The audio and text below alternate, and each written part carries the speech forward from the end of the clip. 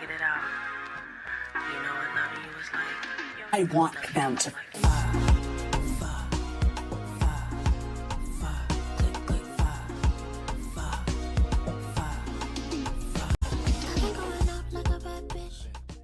You got my heartbeat racing, my body.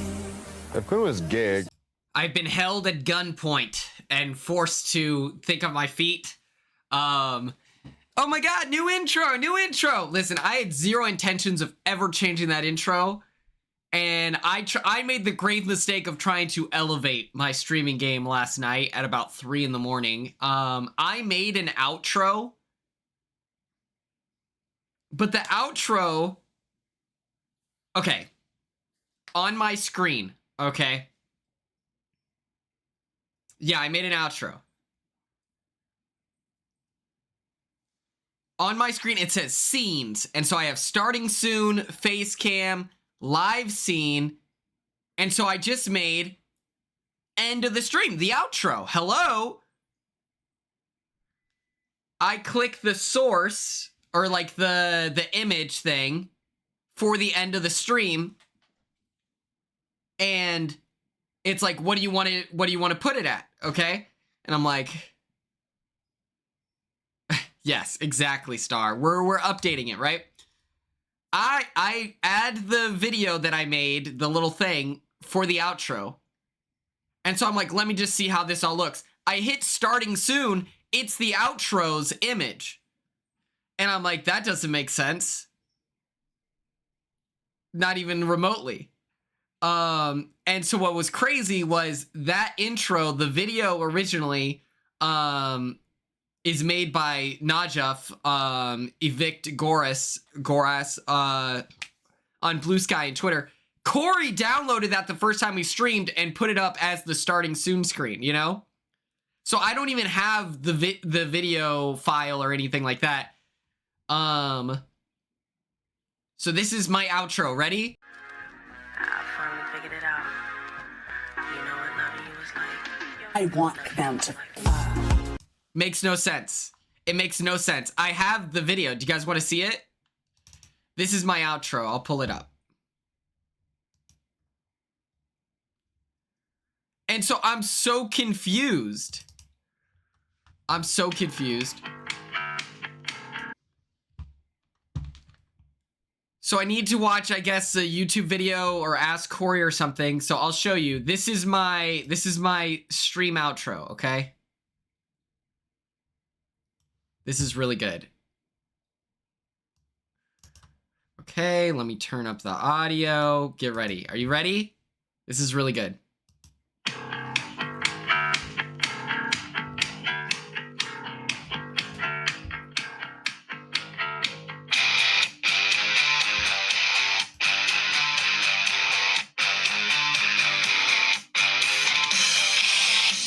Just wait.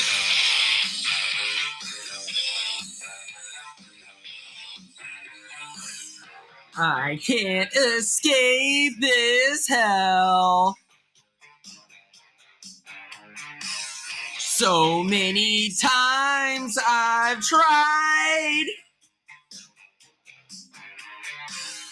but I'm still caged inside. Happy December 1st.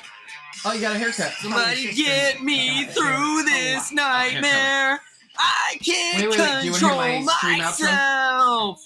So what if you can see the darkest side of me? No one will ever change this animal I have become. And help me believe it's not the real me. Somebody help me tame this animal. So it says the stream is over. Can't escape myself. Goes on for 3 minutes and 48 seconds. Oh my god. So many times I've lied. Ruby, don't eat. Today's stream still rage inside. So we can show it. Today's stream is brought to you by Red Bull, the Advent Calendar. I think there's a special hole. Do you think? Hold on. Watch this.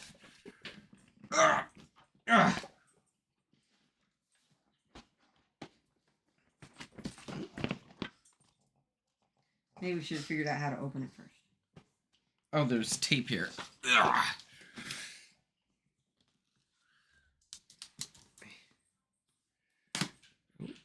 Oh. While I do this, you guys can continue listening to my singing. Oh. Somebody get me through this nightmare. I can't control myself. So what if you can see the darkest side of me? No one will ever change this animal Oh, we I need to have lift the flashlight become. Only believe it's not the real me. Carly, Somebody thank you so help much me for the tame tier 1 this sub. animal I have become. 11 Help me mics, oh my God. believe it's not the real me. Somebody help me tame this animal. I'll take the hard part. There you go. Somebody help me through this nightmare. I can't control Oh, myself. thanks. Somebody wake Oh, here we me go. from this This nightmare. nightmare. I can't escape this hell. Oh, hell. My bad.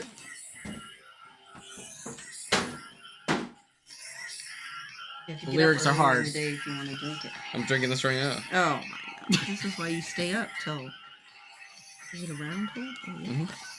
That's kind of smart. So what if you could see Oh, right here. the darkest side of me? No one will ever change explain this this? animal I have become. And me believe it's not the Original? real Original. me. For- Somebody it's a help letdown me for tame day this animal I have Hope tomorrow's become. Yeah. Help me Thank you. believe Merry it's not the Christmas. real me. Somebody help me tame this animal.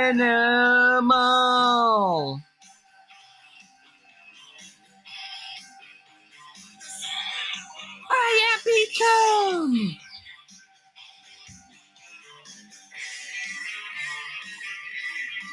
This is my stream outro. You gotta wait till the end.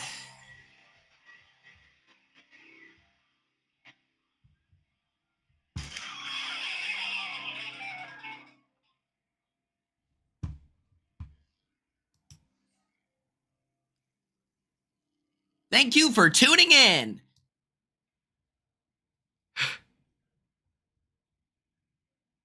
This is so good, right? This is so good. And so for some reason, even though I'm putting in the outro section this as the media source, it still replaces the starting soon media source. What? That doesn't even make sense. It doesn't even begin to add up for me, you know? So if someone has a solution for that. Also, is Kate POVX in the chat? Is it not your birthday? Yeah, I don't know why we're all being bullies right now. It's your birthday? Happy birthday, Kate POVX. Oh my god. Okay.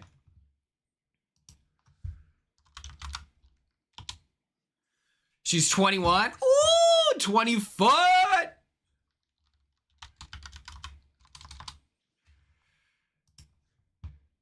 Okay. I feel like we got to turn up for Carly and the gifted sub. Carly, I have a question for you.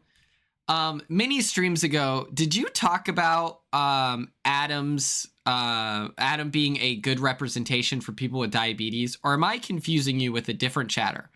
Because I mentioned you in my interview with Mike Bloom. That was you? Thank God.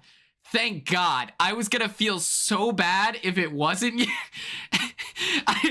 Because I had the thought, I'm like, what if I'm just a signing, you know, of like you know what I mean? Where it's like, oh yeah, this someone told me that this was like that he represents like meaningfully, like whatever. I'll show you here in a moment. But first, thank you to Carly and happy birthday to Kate POV X. So what are we gonna do? Don't go get no prank happy. I won't. Imagine if I could. Can't stop, you know we'll never give it up. People We just don't care. Hold on, we gotta... Does anyone have a gun? Does anyone have a gun? No? Do I have my keys? Do I have my... That's a bouncy ball. Huh.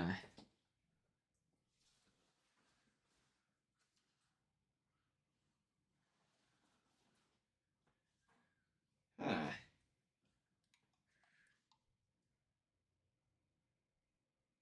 I could probably get one here. Yeah. Wait, are you already in Florida? You already in Florida? I heard Carly's engaged. This is huge. This is huge.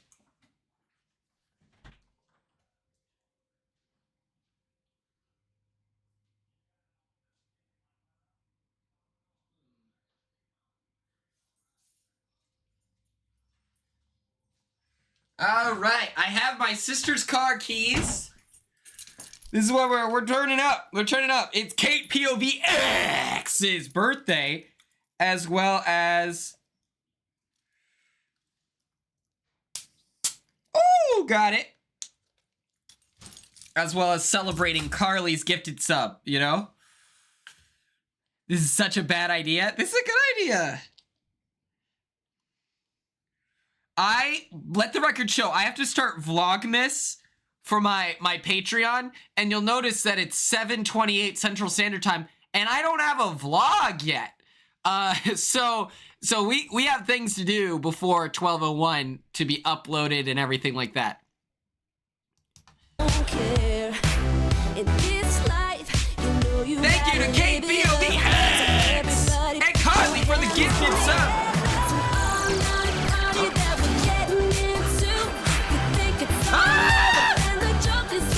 Yeah, you gotta upload me, you can't want to. I tried. Streamable's ass. I'm on top of my stuff, thank you. Streamable hates my guy.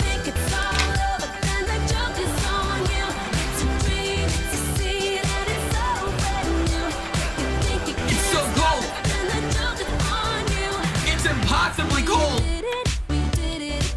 Oh my god. It's like liquid ice. I just swallowed nitrogen! Ah! Oh, spilled a little.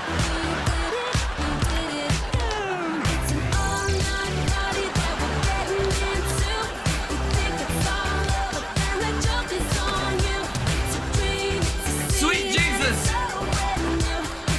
It's been in my fridge. It's like 33 degrees. You gotta knock it off with the pranking. Huh.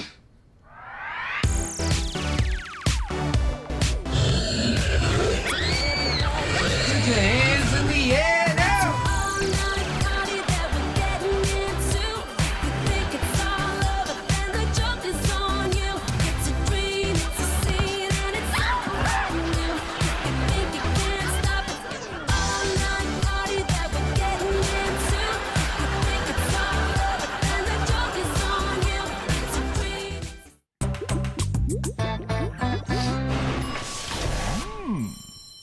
Hopefully, okay, thank God you can see that. That was kind of gross. I give Bach energy. She's a witch! We gotta kill the witch! I haven't seen part 2. I haven't seen part 2. I just have curly hair. You know, isn't he an incel? Or no, what's his thing? He's like, I know how I'll get her to be my girlfriend.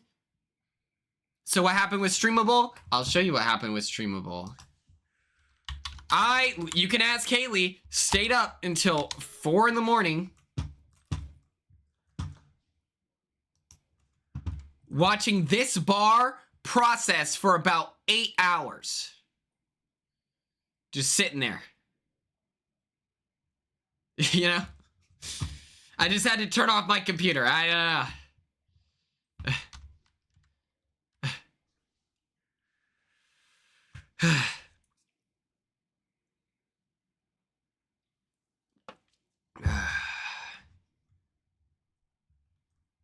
That is true. You're at Trader Joe's, Nikki Tay 94. Get yourself some chocolate covered gummies because you've earned it. You deserve it. And I'm excited. Okay. Let's get into Squid Game, the challenge. But since I was trying to put together the Squid Game challenge. Squid Game challenge. You just got back from there? Okay, I love this. Haley, good luck with your editing. You could fly. You can literally fly. Okay. Squid Game challenge. Challenge, yeah? Okay. Let me do this. Let me do this. I don't know if anyone has noticed this yet. Let me know. When you go on Paramount Plus, I'm still confused what happened with the video. So okay. So like I tried to upload it, right? So then I can like post the link on Patreon, which is actually what I'm doing right now. And so I tried to upload the video because it's gonna get copyright like struck. I don't know. And so when I tried to do last night is upload it, but since Streamable is the worst streaming service on the planet, despite their utility of like being able to post copyright stuff, it's the worst. Yes, Carly, we got this.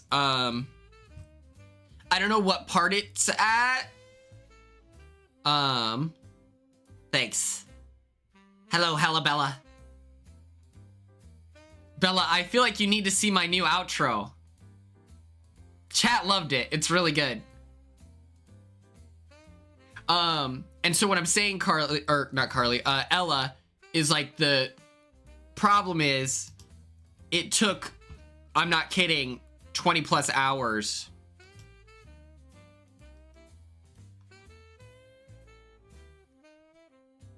So let me upload this image.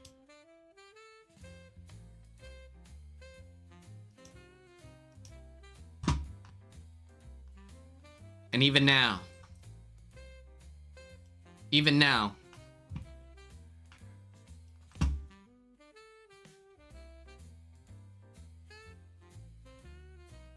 that's what I'm saying. Copyright's not real. Even now. Well, the goal was to post on the Patreon. We'll see. But let me show you. Bella, you need to see this. It's so important. Pause this guy. Perfect.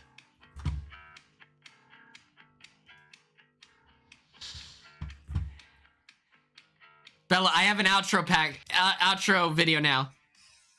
So many times I've tried, but I'm still caged inside. Somebody get me through this nightmare.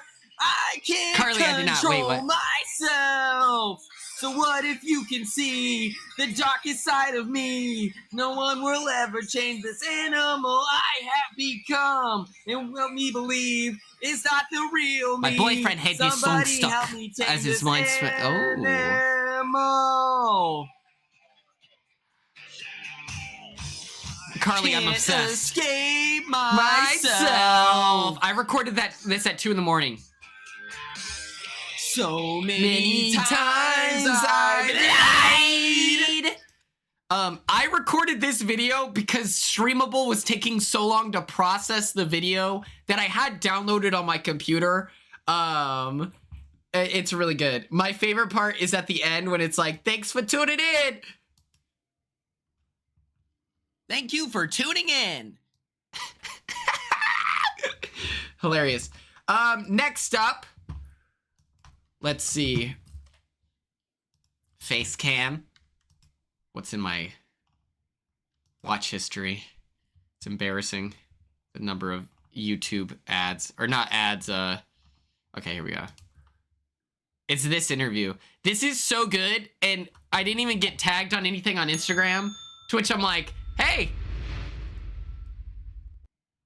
Hi, everybody. Mike Bloom here. Hello, back Bella. with Yes. More coverage of The Amazing Race 38 here on RHAP, and I am so thrilled Picture you to welcome and in I. this guy. We, of course, got to celebrate Thanksgiving over these past few days, but we have a nice, sweet treat to finish off this weekend, and he has been, I'm sure, hitting his Duolingo to figure out how to say you're sick, nasty, you're really funny, you have great nails, etc. in Italian.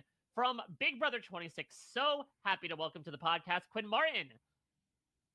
The Turkey Day Hustler, Quackle Quoom is here. Oh my God, I'm ready to discuss all things Italy, Izzy, and Amazing Race. All right, let's. When you watch this, you all need to put yourself in this headspace.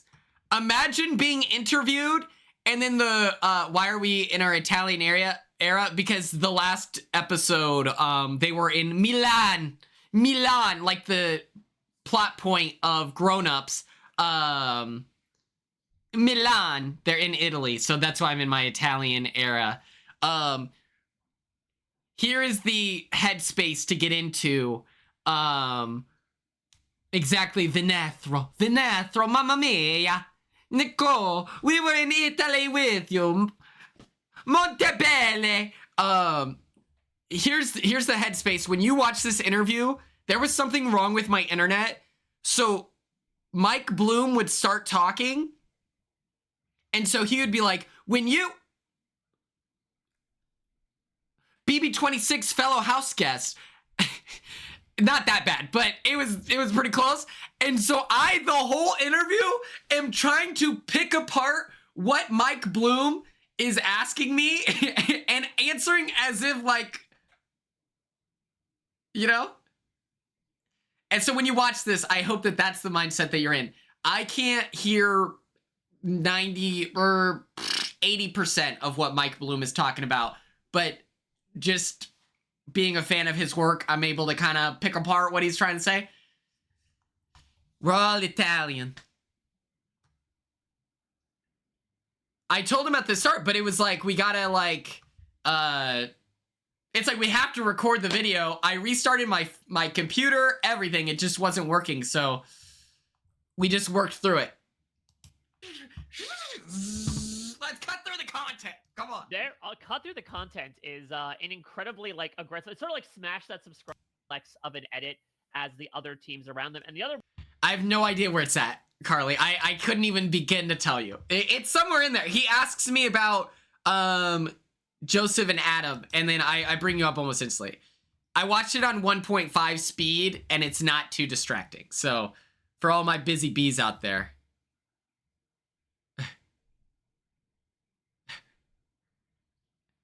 I know, we had to get it out. We were like, Mamma Mia.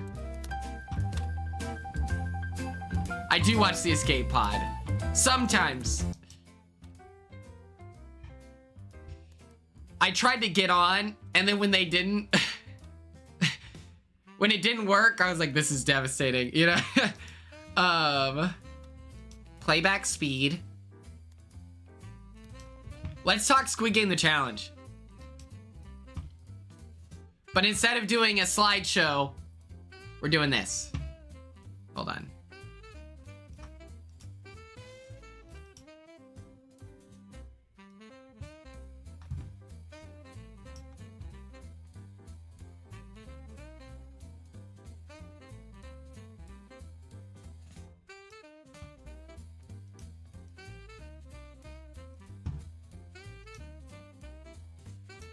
Okay.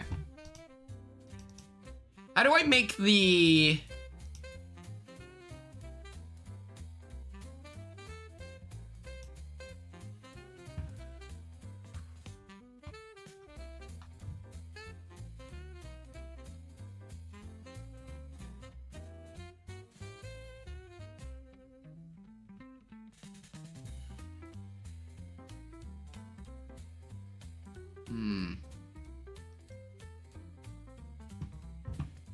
Can I fart real quick? Nicole, you are permitted to... What?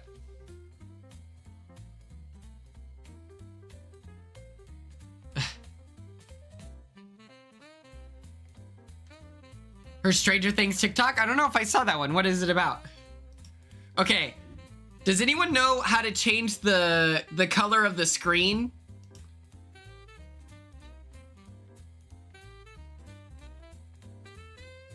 Or like the back?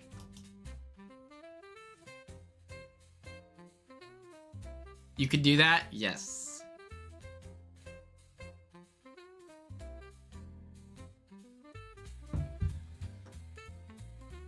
Okay. Let me...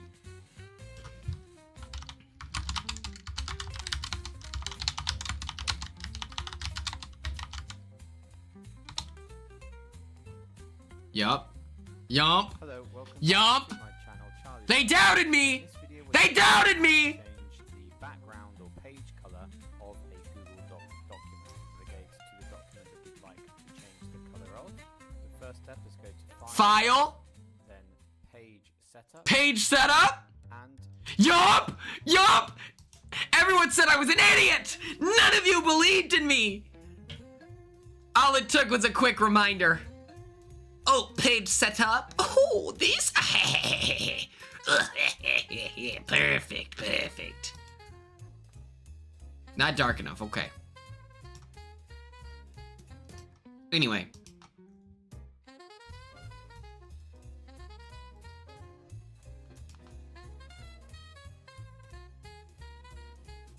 Lauren's TikTok, I'll click on it here right about now. Mamma mia. Okay. We're gonna cover Squid Game, the challenge. 2. Business degree, that's what I'm saying. That's what I'm saying, okay. Ah! Okay. She won't be watching. Oh. She won't be watching the final season of Stranger Things. She will.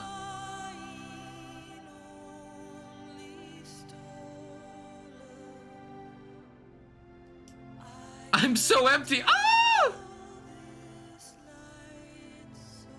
That's so cute. 17? Oh, I guess that's not that crazy. That season 3, she was 17. I was like 19 in season 1.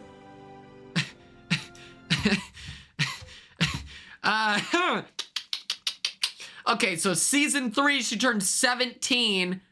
Quit, yeah. Lauren calls me Unk. You know, like, what year was season 1? It was like 2017, 2018, right? Just found out, 2016? So was everyone just late?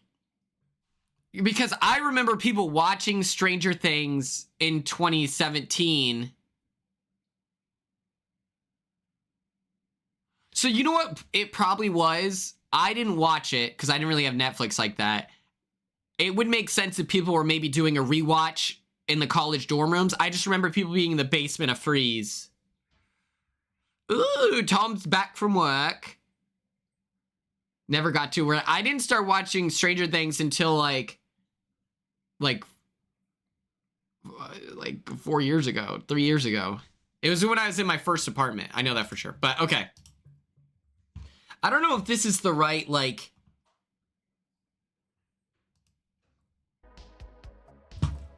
Maybe this is better music. I don't know. Okay. I was 29 when Stranger Things started. Quinn. All we have is each other at this point. If Lauren finds out, she's not going to talk to me at OTE. Wasn't even in middle school? Madison, what? Okay. Squid Game, the challenge, episodes 3 and 4. We are going to be covering previously on. We're going to talk in the yard. And then we're going to talk about Mingle, okay? For starters, let's get into the previously on, okay? Let the record show I was going to do a slideshow. I have so many notes. Take pictures if you want.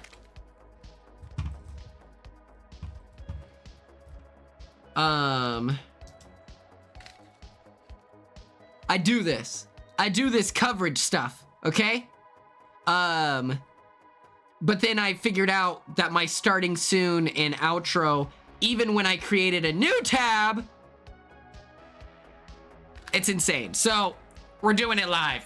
Fuck it, we'll do it live. So,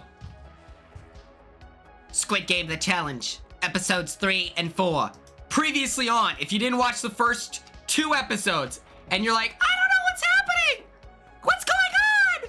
How do I keep up? The humanity! Stress not. I'm here to break it down for you.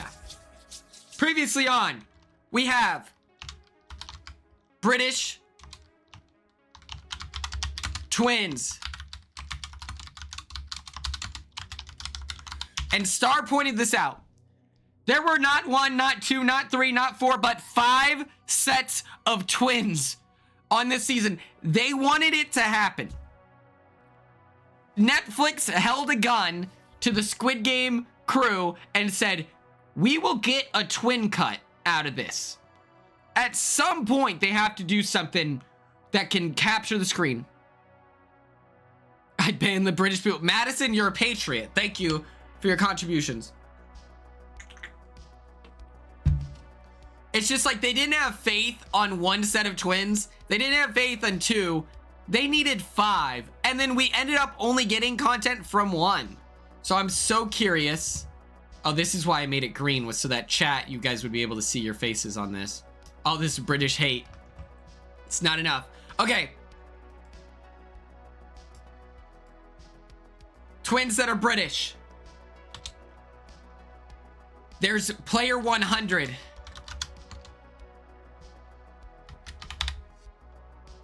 Player 100 is my friend Mark. And he loves Star Wars. Okay? He loves Star Wars. What's up, Tim Groves?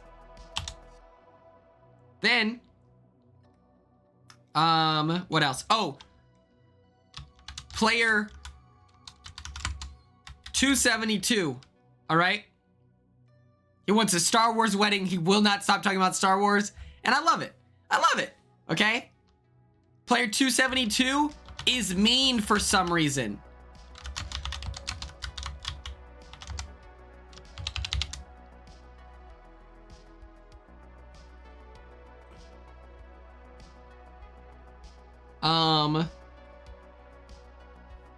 They played this game called Catch, okay?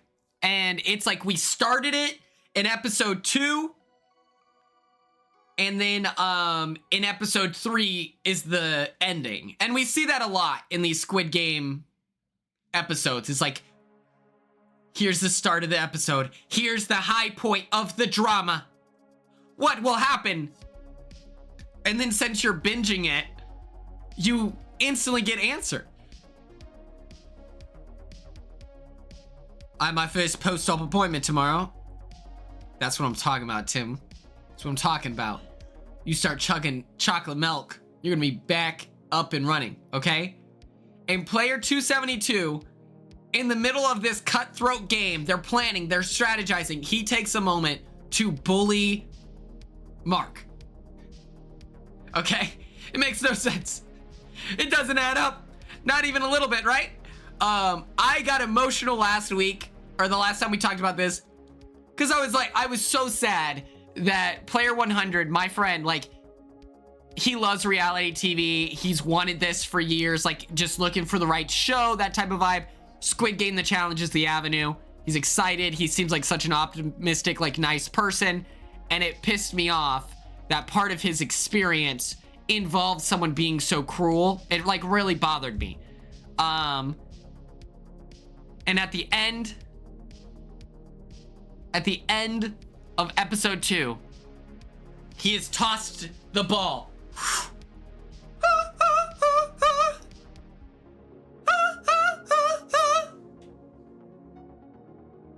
He's episode ends. We have no clue. We don't have the faintest idea. Does player 100 catch the ball and make it to the next round? Or does it slip through his fingers and his chance at the $4.56 million disappear completely? Which one is it? Because we don't know.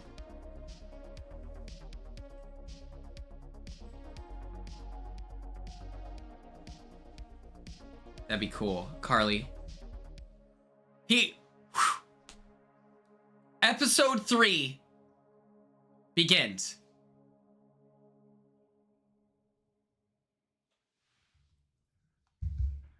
And we resume with Catch.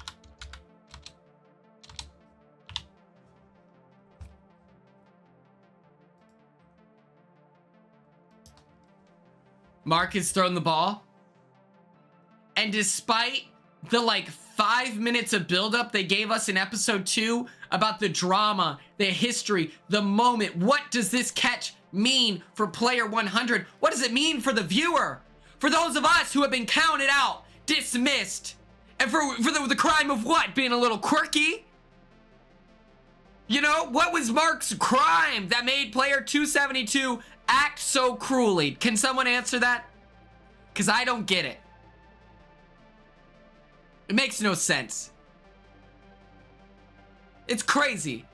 But in a moment, after all this buildup, episode 3 begins. And here's Mark. Misses. It's like do you actually know Mark before I say what I need to say? Yeah, I met him. He's nice. But what do you have to say?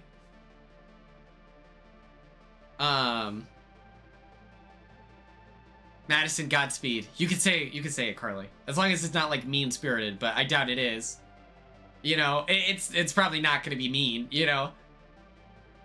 We can make fun of the edit, because what I was saying is, they have Mark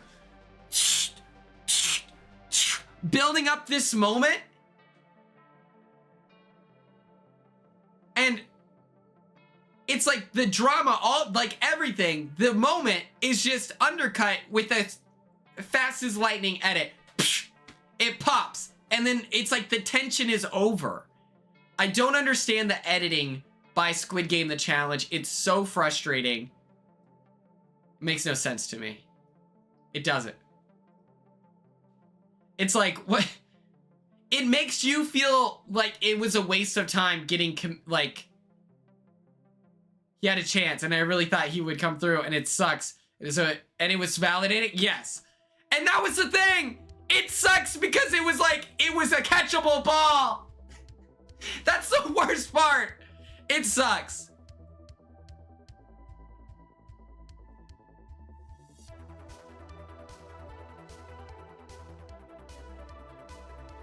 I think that they should have let him die. At the end of my honest answer is, I don't think it was worth the cliffhanger. I think that they should have, at the end of episode 2, where he's building up what this means, he's explaining the stakes, and it's just like, I think that they should have built it up because it felt so emotional right then and there. And then it drops. Mark dies. Player 100 is gone forever. And I think that they should have given us an edit of like, just because I dropped the ball doesn't mean that they were correct. I would have loved to hear from the other players that had an emotional connection with Mark, you know? I don't think they should have done a cliffhanger. I think that they could just like, I think that he explains it. He explains it, he dies, and then with tears in his eyes, he's in the diary room explaining the sensation of like, this person said these hurtful things about me, and the result is detached from that. Their perception of me, the way they articulated my value, that like doesn't define me. It's the heartbreak in the room that watches someone as sweet as Snow die in a moment, you know? Yes, we're only covering episodes 3 and 4. I think that that's what it should have shown. Is it's not what the people said about like you. It's not what that person said about Mark. It's about the pain everyone else is feeling, because 272's cruel words is drowned out in an ocean of good connections that Mark made, you know? People were devastated to see him go, you know? And I think that that's what they should have spoke on. It's just like, it's just a byproduct of Squid Game being too big, you know? Wit, thank you so much for the tier 1 sub. And it's like, yeah, it's like you get to witness someone. I do think if they're gonna do a cliffhanger, Viper is the right answer. But yes, that's crazy. And so we witness Mark dying instantly.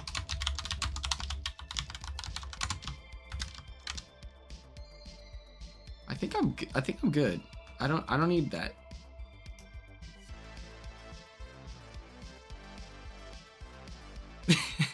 Yeah, this is Mark's wall. This is Mark's wall. 272 is Tucker. Ah, why? Just like, pure devastation. Mark dies instantly.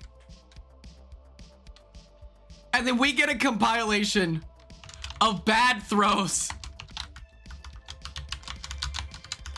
I don't understand. I get if it's me to the camera, toss it like this. You know? Just a little light throw. Easy money, right? I get that. The second you are half a basketball court away, underhand is not the move anymore. I just don't agree with that. For my Vlogmas video, I'm gonna have my dad throw me some tennis balls.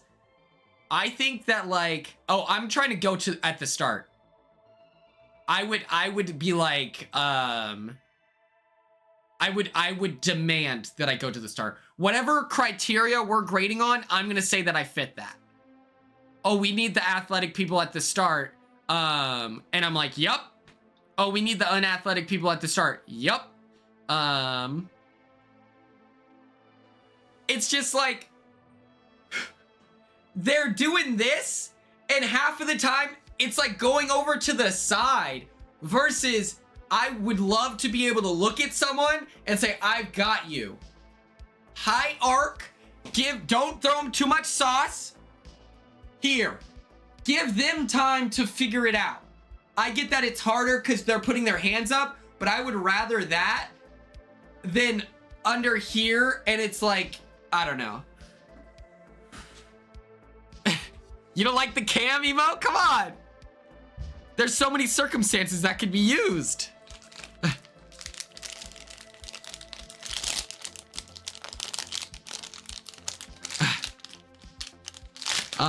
Yeah, the bad throws are crazy.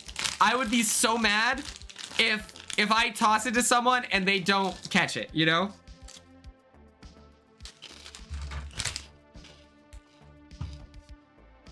I would be devastated.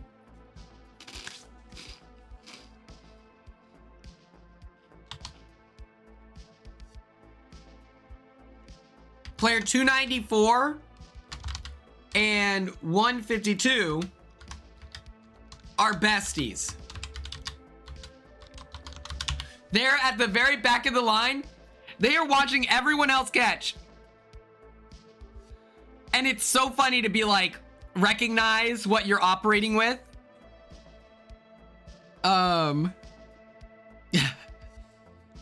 love this. The cam is so multi, like,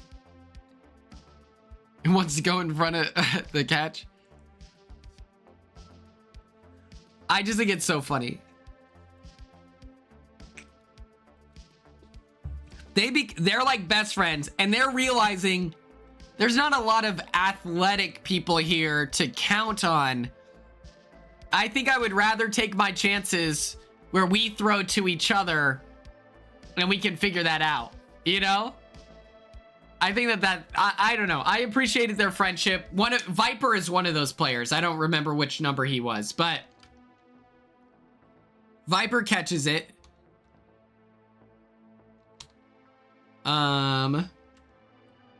We then have people in the back room. Oh, wait.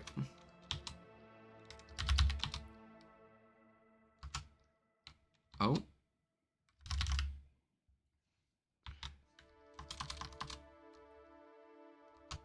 We have people in the back room. Player 111. 116, the Australian guy. So it's August, the Australian, and then player 82. Their investment is their investment is in the players out there that they voted for. I did not like the Australian man at all. So when he died, that was actually great for me. Viper catches the ball. No issue. He looks athletic.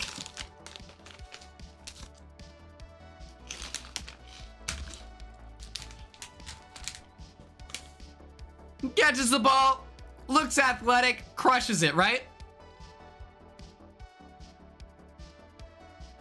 Viper's scanning the territory. He looks at this blonde lady and she, quite frankly, just goes, "Do I look like I catch balls?" And he goes, "No." He looks over, and this was one of my favorite moments. Player 71 just goes, "I've got a fever." And he goes, "True." Goes on to the next person, right? Quick reminder, 16 balls drop, and then everyone else gets in. That's what's at stake here.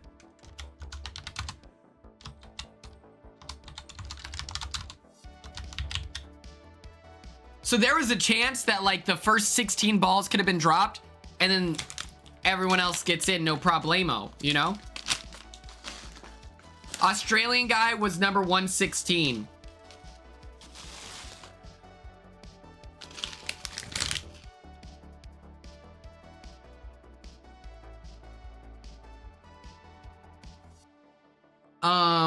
Throughout the game, by the way, we are reminded of something quite extraordinary.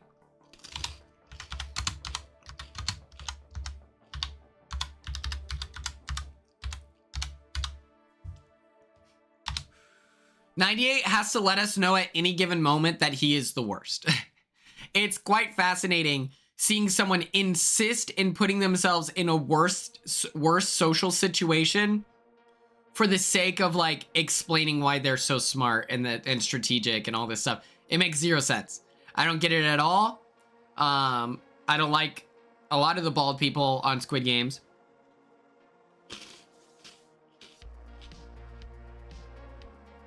Player 98.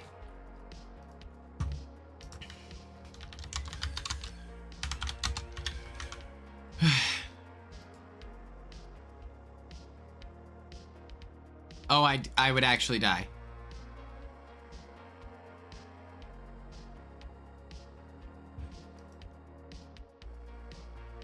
This one.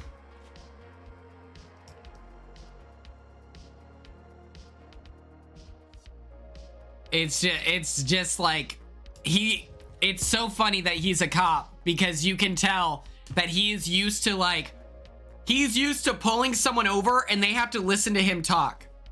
He was 118. Okay. 118. That's cool that you remember that, Tim. It's you can tell that he is used to talking down to you and being super condescending the whole time.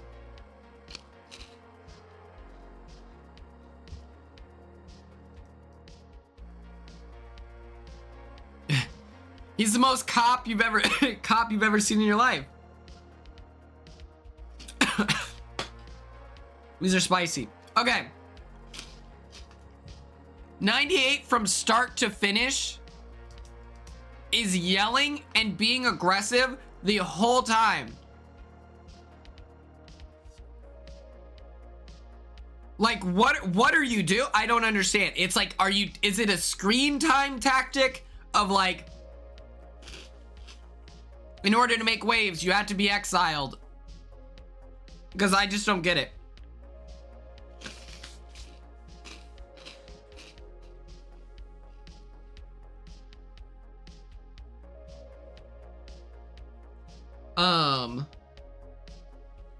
We then get Viper scanning the ground. It's like 71 has a fever. The blonde girl is like, I don't catch balls at all. You are going to die if you throw this at me.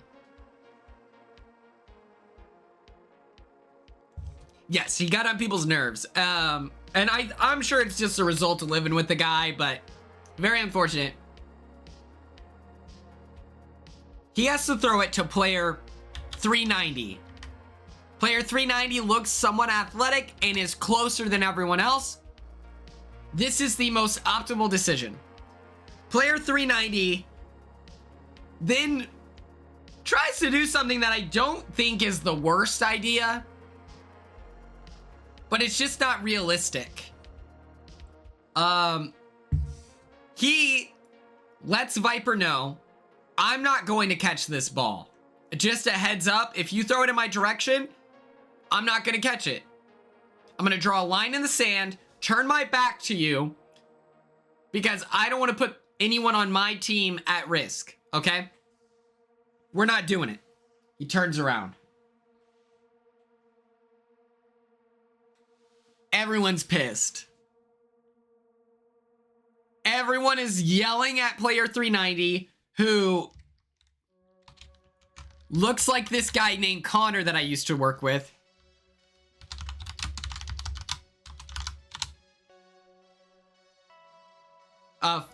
415, Eric.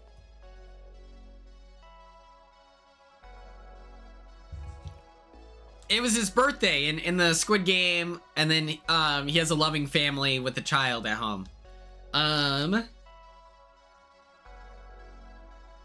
He's nuts.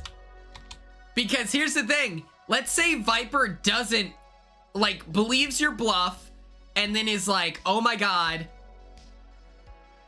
gets it to the next round. Everyone was screaming at player 390. What a gamble. He ends up, like, folding under the pressure because Viper is like, no, I am going to throw it to you, and you better catch it. To which then it's like, oh, he's actually going to throw it to me? Okay, I'll catch it. He turns around. He has thrown the ball. He drops it.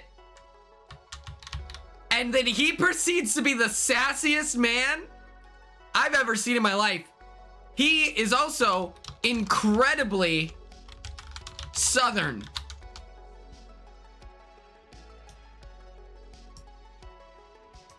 He's like, y'all helped your team. I'm trying to help mine. Oh, wham. He's fake crying to a room of people screaming at him. Oh my god, it's crazy. He did not catch the ball. If he did, he still would have been the most hated person. And then we lose Viper. I loved Viper's backstory. Him wanting to be a rock star. Him kind of swaggy C-coded in the sense that, like, the change of title, the shifting of his name, how he is referred to, offers him more confidence and power in the real world. I think that that's pretty cool. It was devastating, Tim. I agree. Player 390. Oh, man. That's insane. And what's crazy is they could have made 390 a little bit more likable. But they just didn't have the DR. Or maybe he's just not likable, you know? There's so many times where I look at situations and I'm like, this is what I would say in the diary room. And then people are talking and I'm just like, you could have said that in a way to buy yourself some grace here. I would have loved 390 to be in there of like, Look, I'm telling Viper, I'm not gonna catch the ball. If you throw that over here, I am just gonna let it hit the ground. I am a martyr. I am like, whatever. I'm a hero, okay? I'm just trying to help my team. In all honesty, I am bluffing. I don't want to catch the ball. That's scary. Like, he could have done something to be funnier about it, but instead he just like got in a bad mood about it.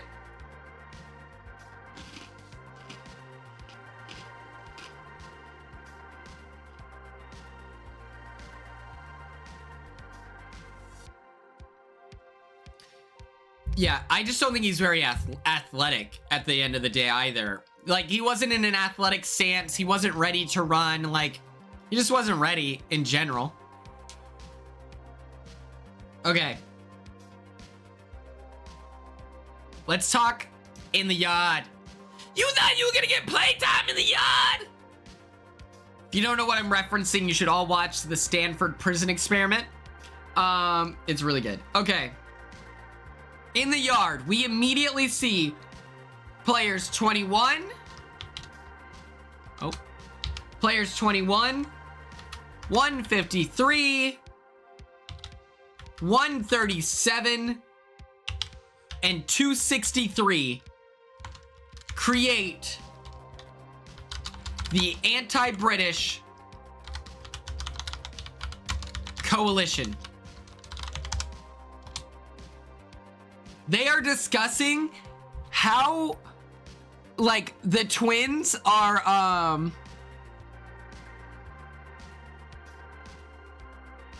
let me see what player 84 looks like. I gotta...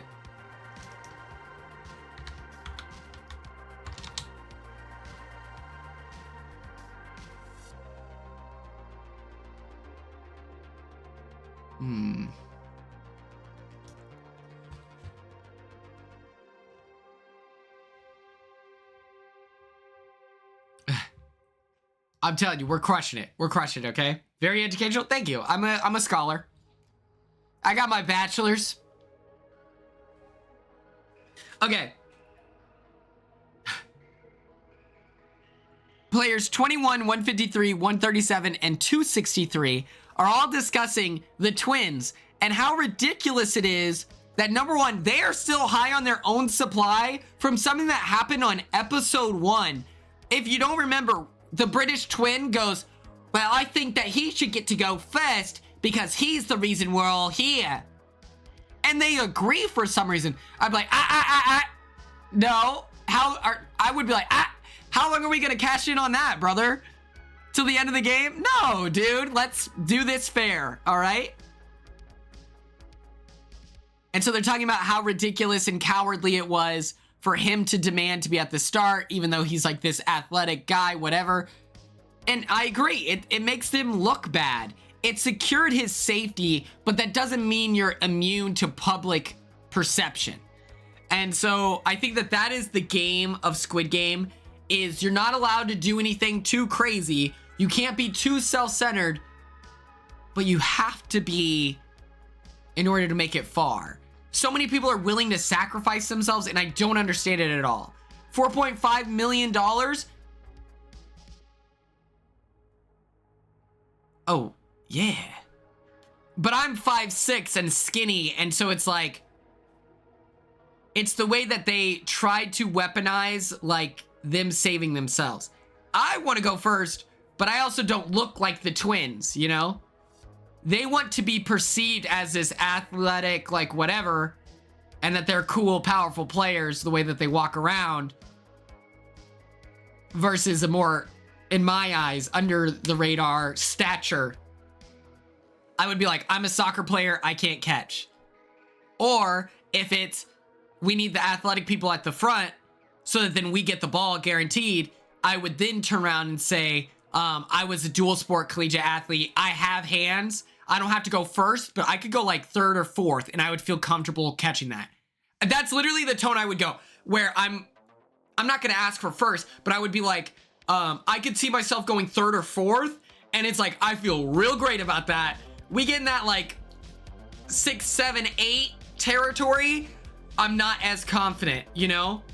And it's like me being vulnerable, but I'm just a dirtbag.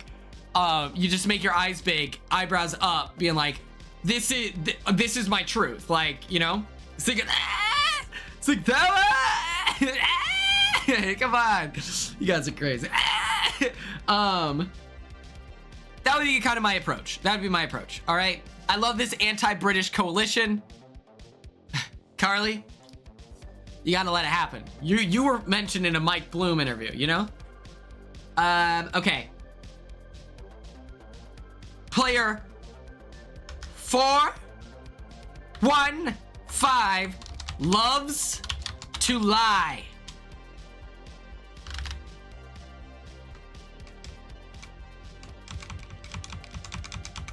What is Joseph's friend lying about in this episode?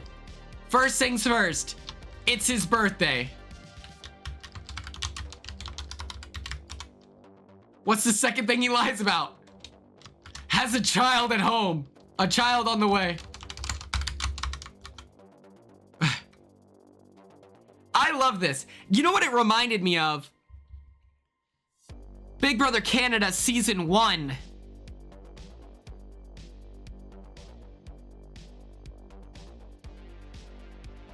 When the Shield, no spoilers, but when the Shield lies about it being Alex's birthday, it reminded me of that. The child on the way thing. Tim, that's phenomenal. I love that. I also love Eric's reasoning of like, there's a lot of parents here, and for some reason parents like kids. I don't know. He's funny. He's funny. When he refers to the Russian stacking doll as a ticking time bomb, I was like, this guy should be on a different show. I'm happy that he floated to the top and was able to get screen time, but I just wish that I had more of him. But due to the nature of Squid Game, we just don't.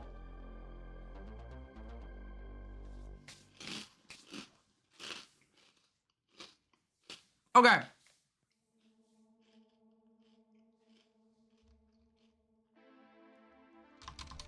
I would have loved Eric on Big Brother. He would have been fun. Okay. We then get the Russian stacking doll. And my first thing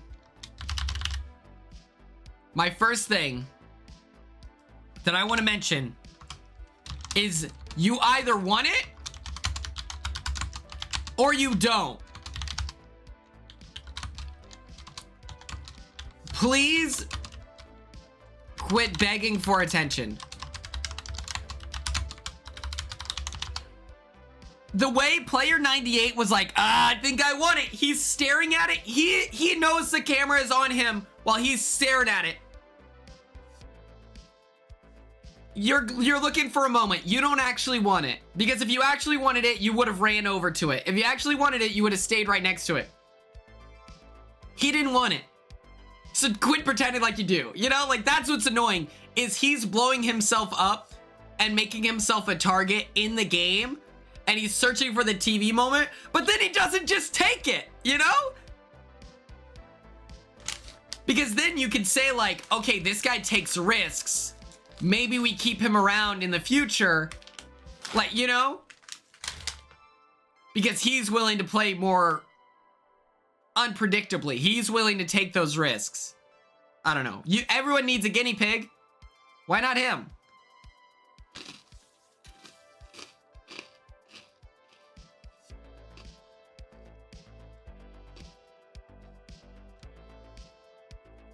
I also have an opinion. Player 437 is the British version of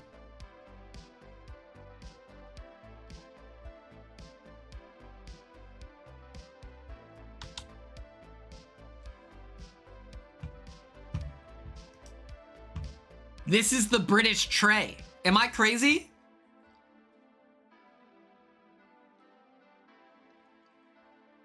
I'm sure that there's like a level of, is it going to be good or is it going to be bad? I just think that it's like, come on, man. You gotta commit here. Because you're blowing up your spot.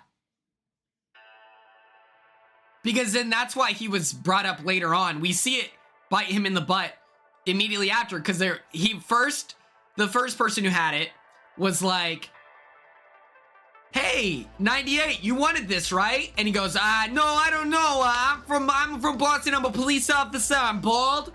I'm very bald. Shiny. Spit shine. That's me. I'm a bald guy from Boston. And then he's sitting there and he goes, that's not Sweet Kenny K. Yeah, it's Kenny time. And then at the end, he gets it from the white woman with the braids. Because she's like, oh yeah, you wanted it, right? You wanted it. And so I just think that he has blown himself up into this big whatever. And I just think it's funny. So 437 is Trey's British twin.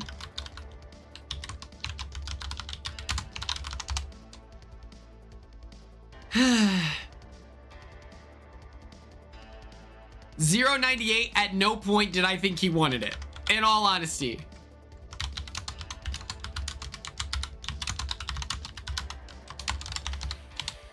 And then this is the order. It goes disadvantage, which, do you know who this guy looks like? Also, if I am handing it to you, it's not a question. I'm not asking. That is true. Yeah, Carly, yes. If you're gonna hand it to someone, don't ask. Unless someone is like begging for it. You know, like I loved the way 437, or no, 153, he uses it as a tool to go talk to everyone. I think that's smart. But if you're gonna like, if you are giving it to someone, don't open with, hey, do you want this? I like the idea, Carly, of you being like, hey, I got a disadvantage. They got a cake. They got a sorry next time. I think it's positive. I'm sorry. I have to give it to you. And no, but I can bring that up for after 2B Tuesday if you want, Tim Gross. Because I finished the episode yesterday, right? Okay. What's his name? 153. 153 looks like Ben Affleck. Ben Affleck? Benissimo.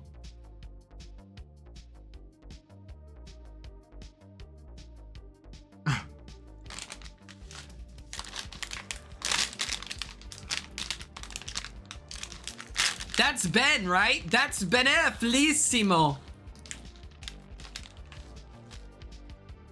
It's Benissimo. Ben Affleck. Ben Affleck. That's Daredevil.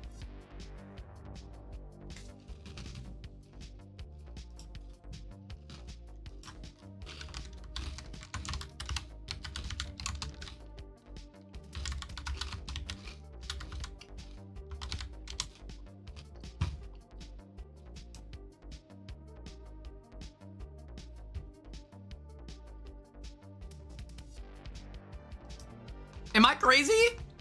Do we all see this?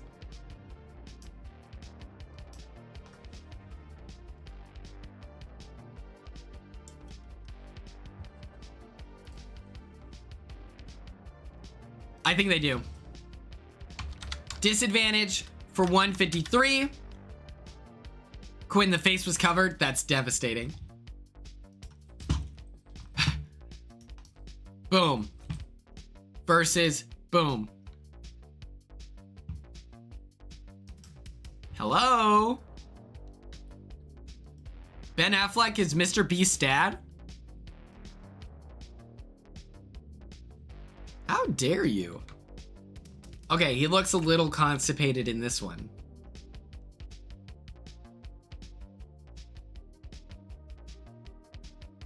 This suit goes so hard. I stand on this. This is cool.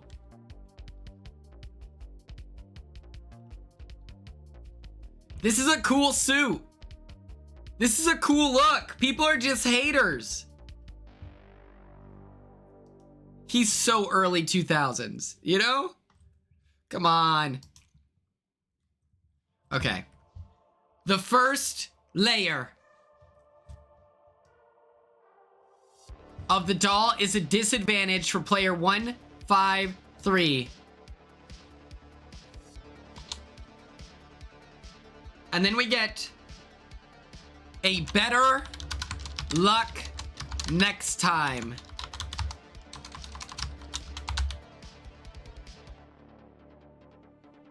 I think that Matt Damon, I need that to happen. I feel like they've got the, like, come on, quit messing with us. Better luck next time. It is given to player 417. After that, you get cake, which then Eric's lie earlier instantly pays dividends because he gets cake. And that was player 410. Player 410 then gives it to player 75, where she gets 10 coins to kill someone.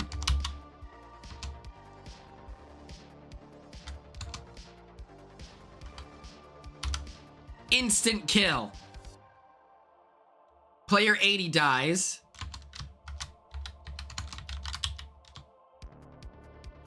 I also, this got me so frustrated. When player 75 walks out, someone's like, don't look at her. Are you kidding me? Do you think that, like that is so annoying. Don't look at her. Because she had to kill someone? Obviously, like, it's like so obvious. Like, I don't know if they've ever seen like a reality TV show before, but obviously production is gonna make her kill someone. And if she doesn't just do it, they're gonna put the threat that she's gonna die. You know? It's like, that's how, like, obviously this is a tool of production. She didn't even ask for the Russian stacking doll. So she didn't even want to do this. I just thought it was gross. I don't like the way that player 75 is treated in general. I don't know if that's a popular opinion online. I don't love what we're seeing. I don't love what we're seeing. She then oh.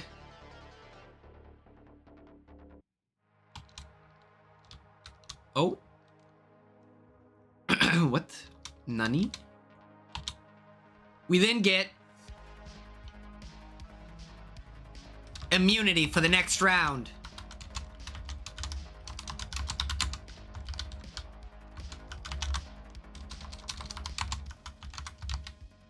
There are 9 episodes of Squid Game. So next time we're live, I'm gonna cover episodes 5, 6, and 7. So then I can do 8 and 9, the finale episodes.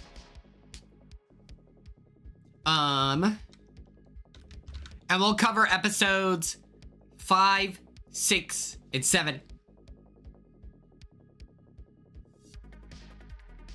On Wednesday. Thoughts?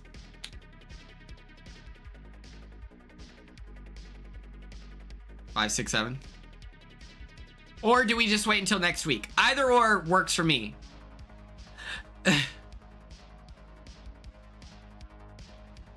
Okay. Immunity for the next round goes to player 303. Huh. Was she mean?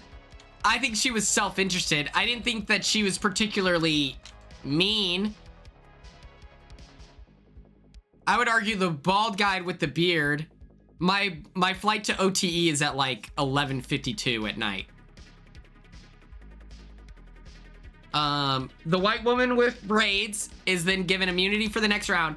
And then holding a gun to player 98, she forces him to take the doll, which is the boiler room special.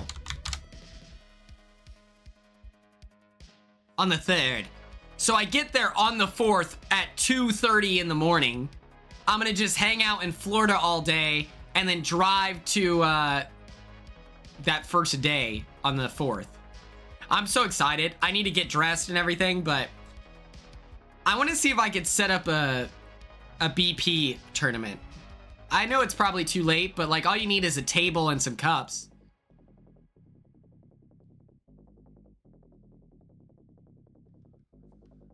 We had the Boiler Room special for player 98.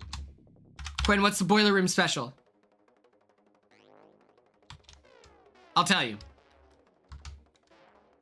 It's a vote to the death.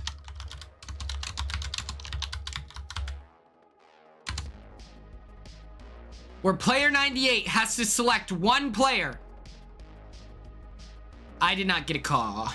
Because unless you plan on like driving around, I think that like I spent all my time at the hotel.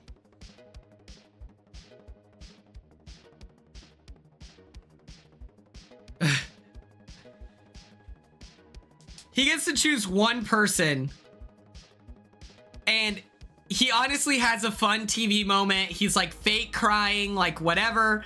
He's acting like he is just like this. It's gonna be crazy. We witness a vote to the death between him and the other British guy.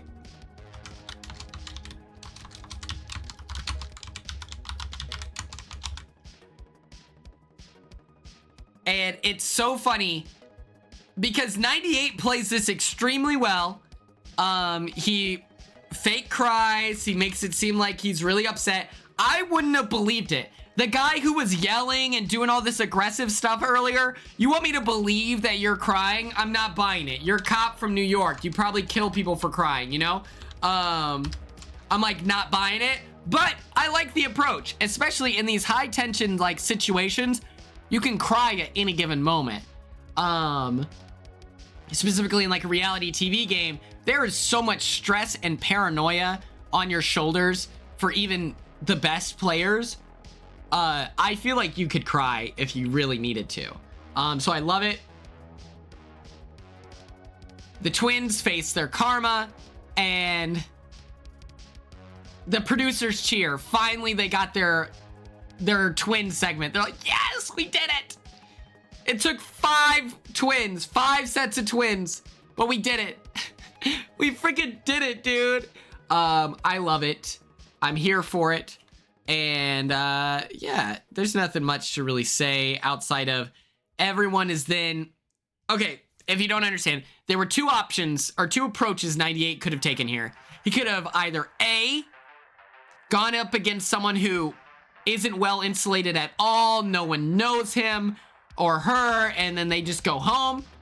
Or you go against someone who has a lot of connections that then people are like, you're a real threat versus this person. 98 being strongly disliked, he opts for, I'm just gonna choose the biggest target. Everyone's mad at the British twins because they're not the best strategists, not their fault. Yeah, he played it extremely well. He chooses one half of the twins, so everyone is like, well, that's a built-in player. Eric has an interesting perspective as he sees those players as opportunities. We're back and forth. We're back and forth. Who knows?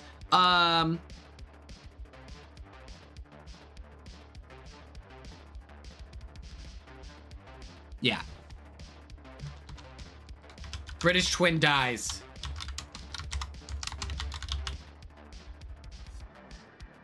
I'll be honest, I don't know the twins that well. I didn't pay that much attention.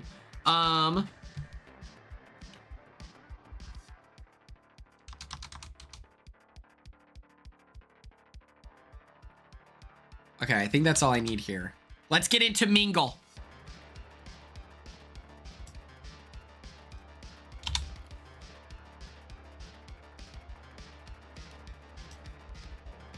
Mingle, if you don't remember, let me pull it up because this set looks so good. That's one of the first points I'm gonna make.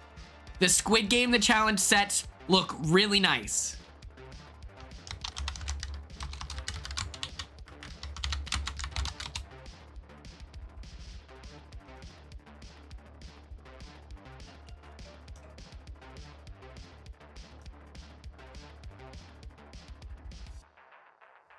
Let me move me out of the way.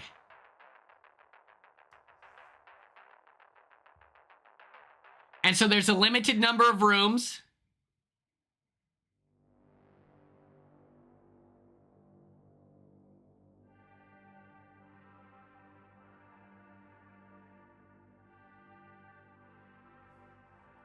And you are forced to sprint. And it'll be like groups of 10. And then you and 9 other people have to get into a room. Otherwise, everyone dies. If you don't have enough, you die. If your room has too many, you die.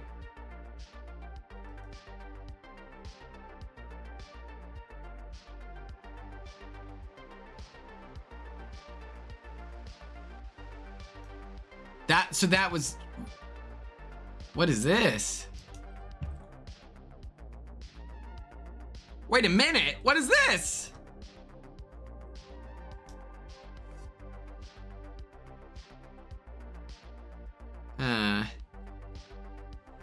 Well, it is what it is. Well, yeah, I know that. But I was just worried that it might be like copywritten, I believe. So that's what I was checking the bio here of like copyright free. Okay. Set looks phenomenal. Okay, I'm gonna just say it. I also love, I do love,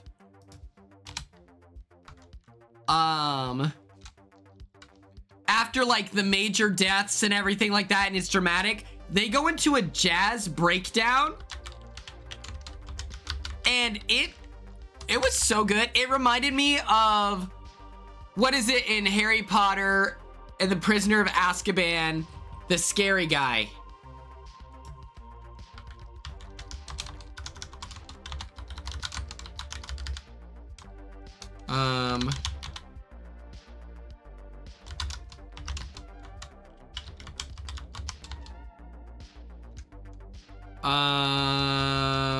Harry Potter, Prisoner of Azkaban, ridiculous scene.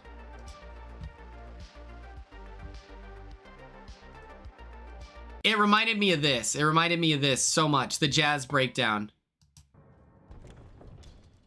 Intriguing, isn't it? Luckily, a very simple to assume a shape you find. A red handbag. You don't think, never think. I want everyone to picture the thing they fear the very most and turn it into something funny. Next. Ron. Is this needle drop not similar to Squid Game The Challenge episode 4?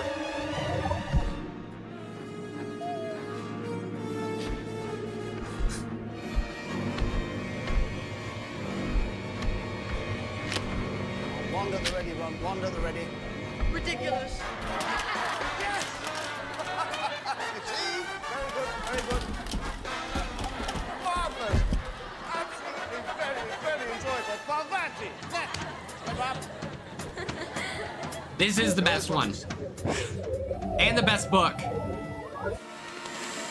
But yeah, there's a jazz breakdown.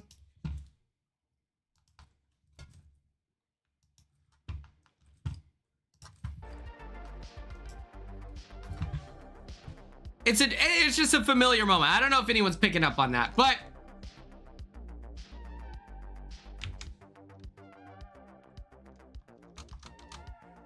we also get, let me put this in the yard segment.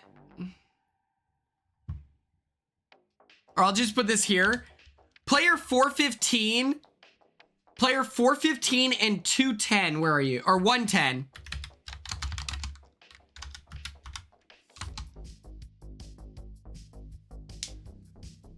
Like, they prove to be a real strategic duo that highlights the strategy of Squid Game, where they're weighing out the options and discussing their perspectives, and they come together to discuss information.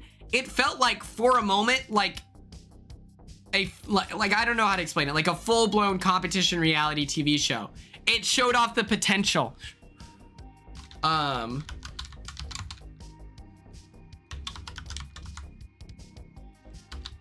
And it's like, I don't doubt that there's strategy being discussed.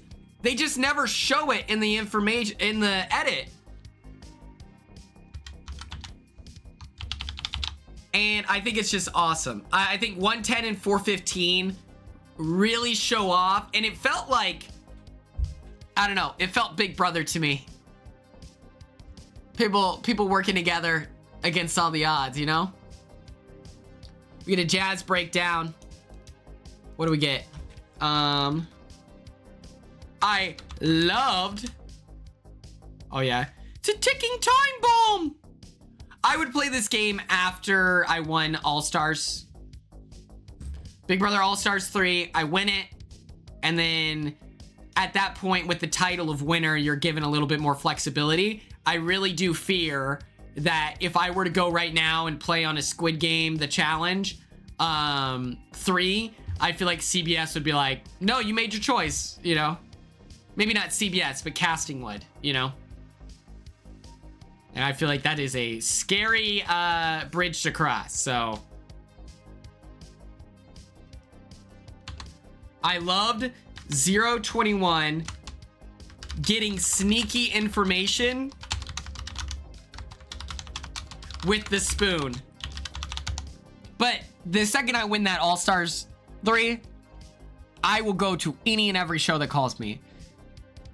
Because that's just so much fun. Like, oh my God, what a dream. But I want to make sure I don't mess up my relationship with Big Brother, you know?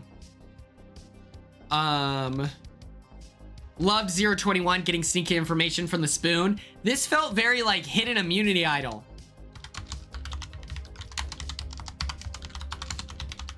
That's the vibe that I got from this. And I loved that. I love that then they use the strategy.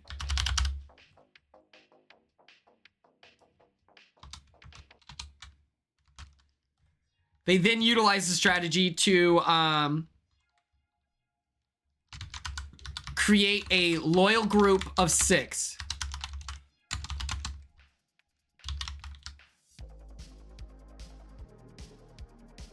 Beforehand, because with this group of 6, now if it's like, if you look at all of them and say, no matter what, we work together.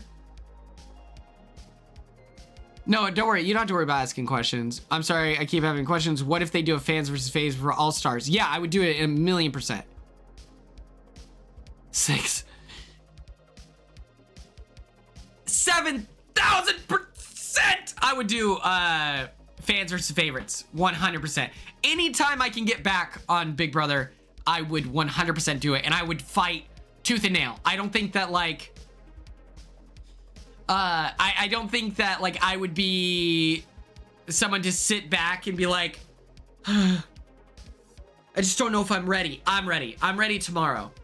I'm ready yesterday. I'm ready right now. I want to play again. I want to play so bad. The Quinn Morgan duo will change lives. We talked on the phone yesterday for like 2 hours. It was like really cool. She's just really nice, you know? 6, 7. 6, 7. Okay, create a loyal group of 6.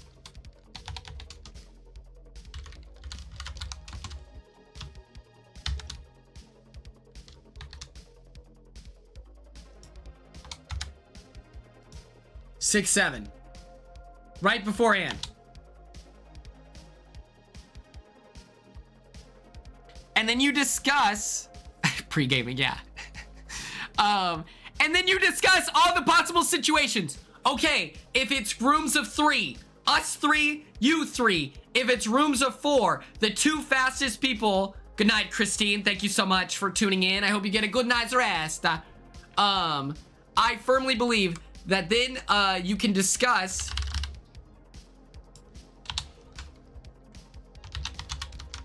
okay, the 2 fastest people, you're gonna find another group of 4, that sort of thing.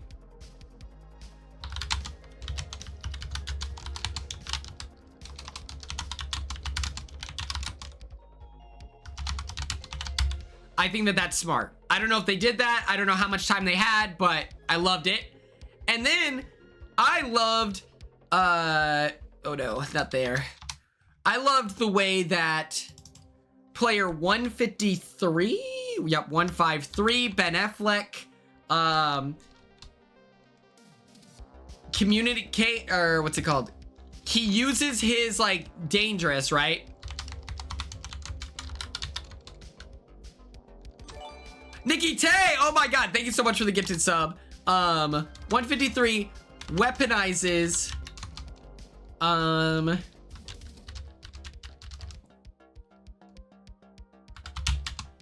his disadvantage to work with a second group.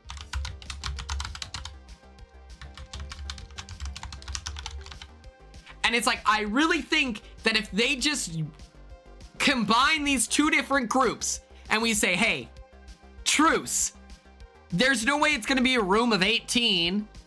So we just have 12 people. We split up that way. I think that it's smart. I think it's smart. Good night, Carly. Sleep tight. I love it. I also felt like watching this, I'm a little confused because in my opinion, I would think that groups of 2 hold the most power.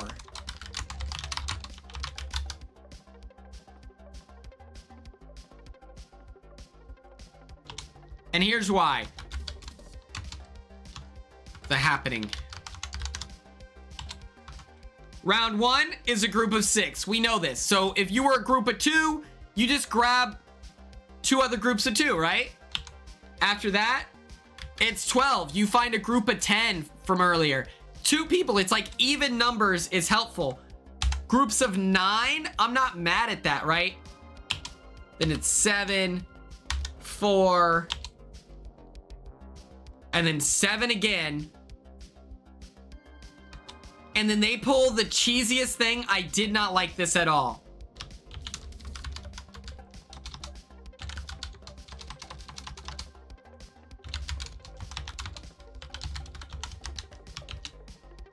If they tried this in Big Brother, Big Brother would be like, we don't give a fuck.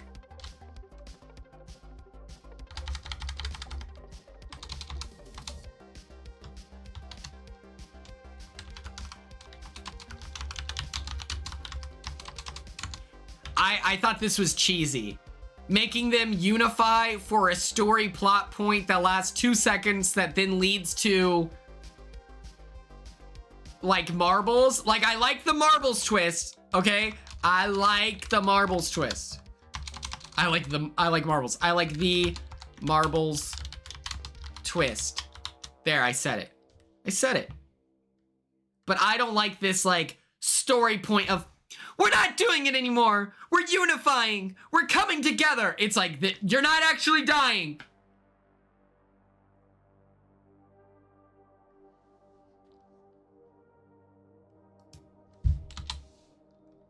I also want to discuss Big Brother Canada. At one point, Vanessa, player 17. Yeah, we're not doing this anymore.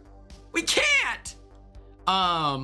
Vanessa was booking it. Player 17 from Big Brother Canada books it and survives. Do we think that was a production or no? I don't care if it was production. I thought it was cheesy.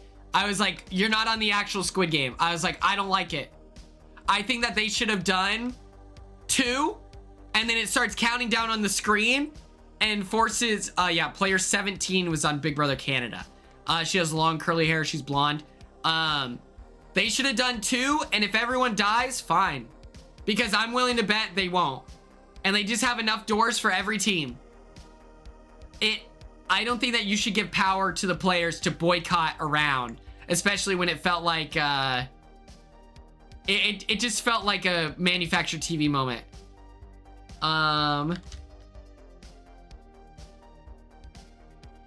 We also, in this episode, let me discuss this.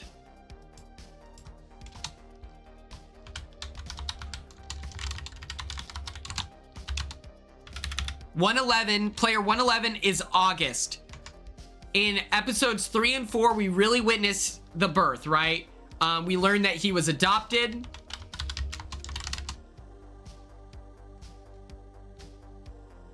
He drops the lore.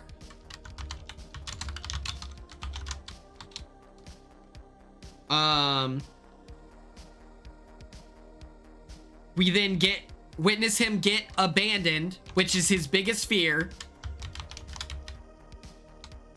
He's left out. He like sacrifices himself. What happened was they were like, they need two. He leaves thinking that he can save himself as well as the group. It turns out they didn't need two. They didn't have enough. And so he ends up dying.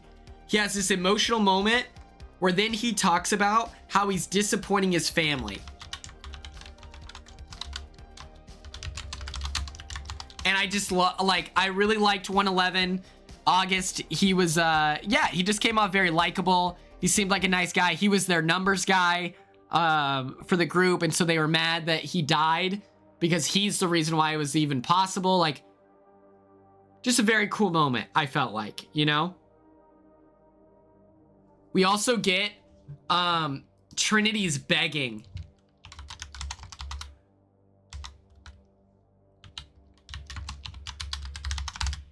His friend is out there and she's like, Trinity, please, we just need two. Trinity, please. Please, Trinity.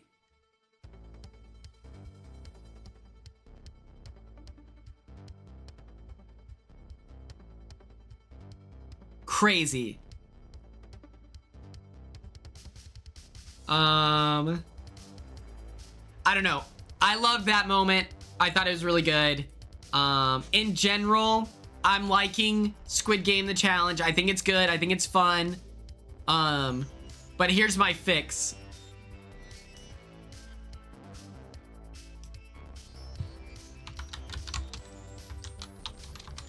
These are my demands. I absolutely, positively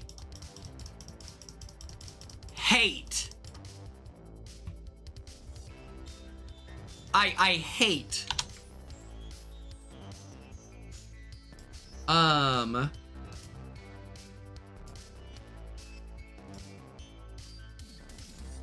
I hate that you can see through their jackets that they have the little ink exploder.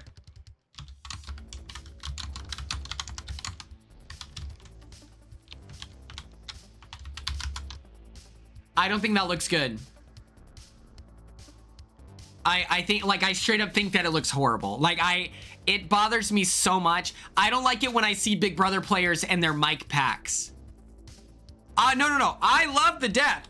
I love the deaths.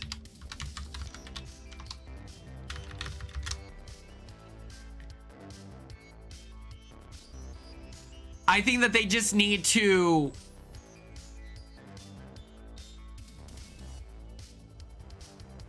I think that if you're going to, like, because think about it. Okay. We had 3 random players die. And then we had the random player die, whatever. I want fake blood. Imagine, okay. David, Tennant, Dr. Death. Whatever. When he's locked in the chamber, where is he? Where is he? He's like locked in a chamber.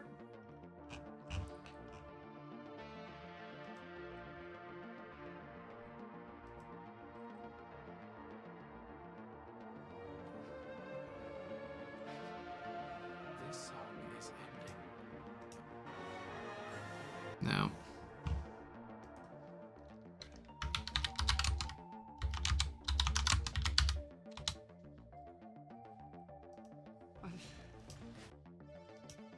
Now imagine it's like cylindrical. But I like the idea. Imagine it was circular, but you get in a tube and then you're doused in blood. Like they need... They're a big studio. They can figure out how to make... Like, I want ink packs exploding out of their chest. I don't need like a remote control whatever. And for those moments where like random players die, maybe it's like they set a precedent where if you go into a chamber, you could get a reward. You could do whatever, like, and they call in a bunch of random players or something like that. And then one just dies. I don't think that I don't know. Or they can use the ink exploder like once. I also think that it should be like red. I think that it should be red.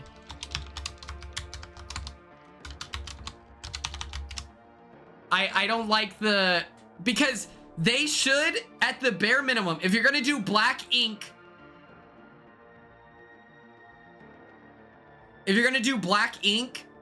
you need to do it in a way where there are smears on the ground. Visually, one of the coolest things about Squid Game The Challenge Season 2, or not Squid Game The Challenge, but just Squid Game Season 2, is when they are doing this game Mingle, and you can see the blood where everyone's been pulled out. I think that that's what they're missing. I know that maybe it's like a little graphic, so maybe don't do red, but they could do black. And it's like they could do, I don't know. I'm just thinking there's got to be ways. I just hate when you can see in the back of their jackets, it's like crinkly. I don't know. I think it looks bad. Those are my major fixes right now. I've already discussed like how we don't know anyone, and so it's hard to like be like I miss them because we don't know them. But yeah, that's where I'm at. That's where I'm at. Okay, I have to pee so bad from that Red Bull. Let's see.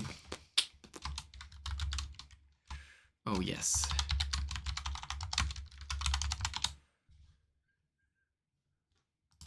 Around them. And the other one is, I think you bring up a very valid point, Quinn, that I don't think you should count out Jag and Jazz at all. First of all, because they're sublime racers, but also because, like, yeah, they haven't gotten a lot of personal content. Unfortunately, the only personal content they've gotten was around abject racism that they experienced. But, like, it also just comes with the fact that, like, they're not We could just start at the top. hitting his Duolingo. I'll be right how back. to say you're sick, nasty, you're really funny, you have great Nicole, nails, you've got etc. this. In Italian. From You've got Big this. Brother 26. I hope you're ready. I'm going to happy Applebee's. Welcome to the podcast, Quinn Martin. The Turkey Day Hustler, Quackle Quoom is here. Oh my God, I'm ready to discuss all things Italy, Izzy, and Amazing Race. All right, let's cut through the content. Come on. There, cut through the content is an incredibly like aggressive. It's sort of like smash that subscribe button. Like I sort of love putting a very violent action behind it. Makes me feel more manly as a result. Exactly.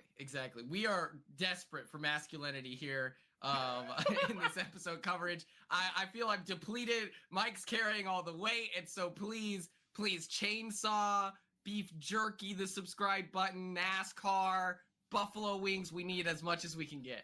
I feel like from that perspective, you and I are like Izzy and Paige on that boulder, just like trying to our best cumulatively to get it up that hill. We will though at the end of the day.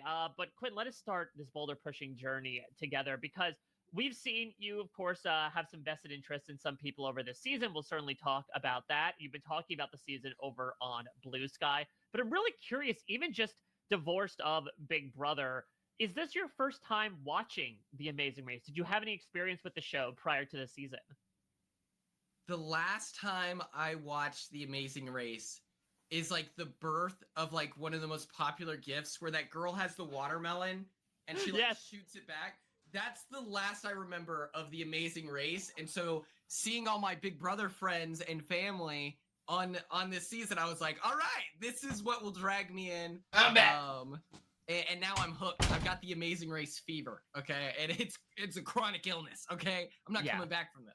You have a splitting headache, and it's not because you got hit in the head with a watermelon. So, Quinn, I'm really curious from your perspective because obviously there are a lot of people you might know on this cast. Did you find out prior? This is the face of a man trying to figure out what he's talking about.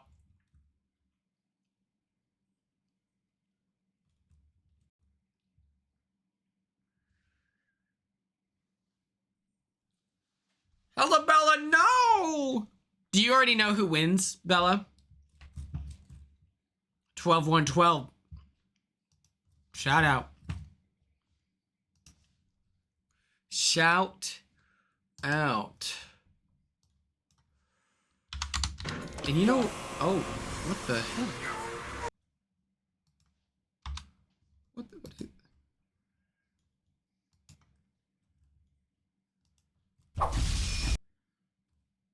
What is happening? What is... Oh my god, YouTube is so bad.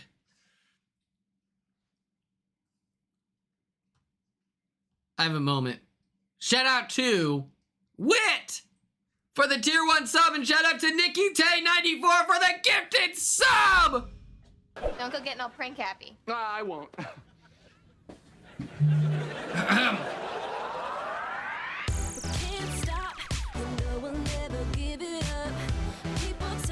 But we just don't care.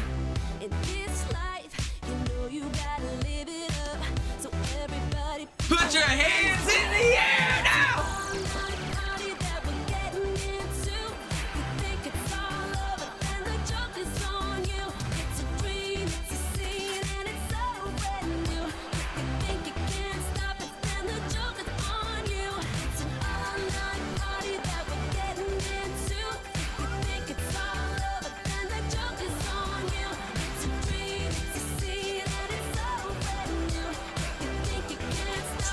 And the joke is on you. We did it again. Uh-oh.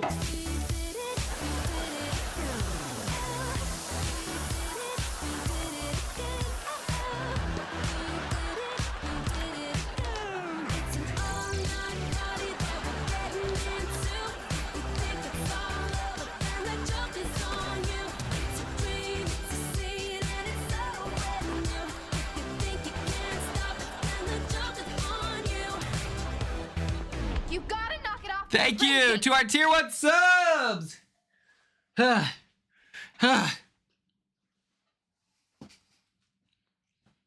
We love to see it.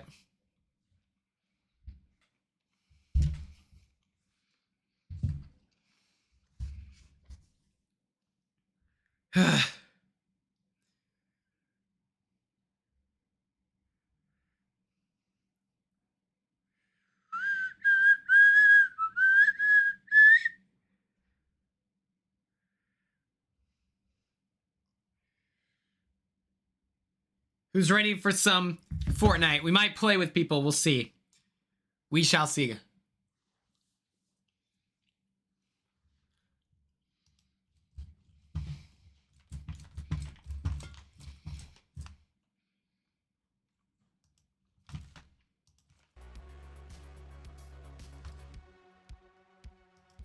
Ben Affleck and 153 are twins.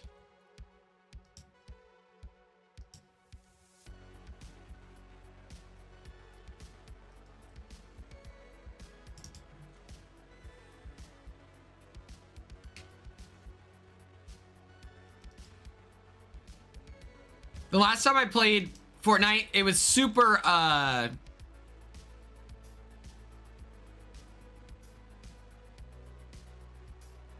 Chelsea's dad was on Wipeout? What? Dang. Well, my information's inaccurate then. In my Mike Bloom interview, I talked about how I was like, it's David versus Goliath. In that Chelsea and Jack have like one show between them, while Taylor and Kylan had 6 shows between them. And it's supposed to be fair, like, you know, that kind of thing. That's hilarious. Oh my god, talking about Squid Game the challenge, look at that! Okay. 0 build. I tried to play, I played with Haley. And it was like, what's it called? It was just a little glitchy at points. Why is it called Squid Game? I don't know. Oh, I think it's because there's like a Korean game called Squid Game.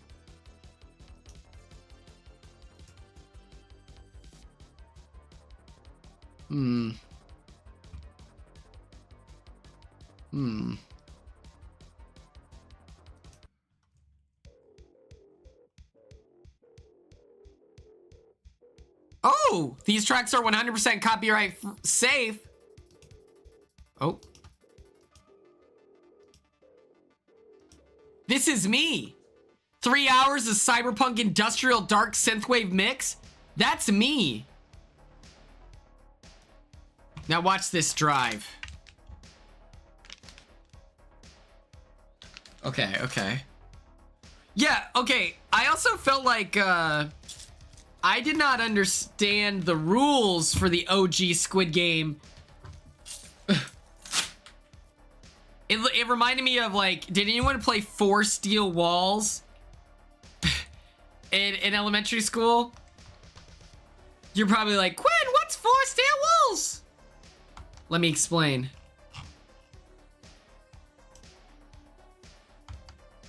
There were 4 poles, and you had to, like, tackle people and get them off the pole. And so it'd be like someone was at the center being bullied, and then everyone else would, like, run to the poles, and you were safe on the poles, and so you would just have to, like, full body tackle people. Perfect. Exactly where I need to go, right there.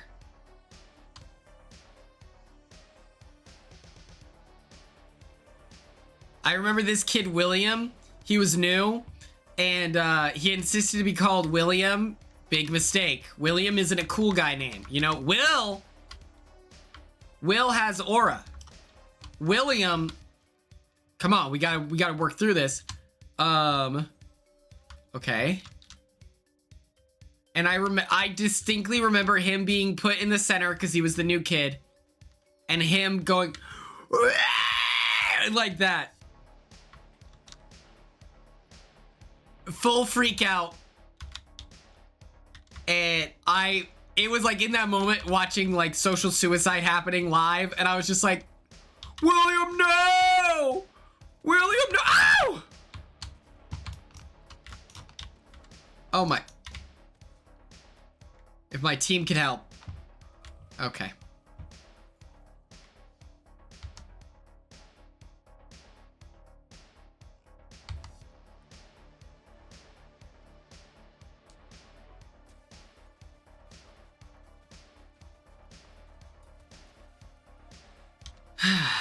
Oh, and he's taking my gun. That's actually my gun.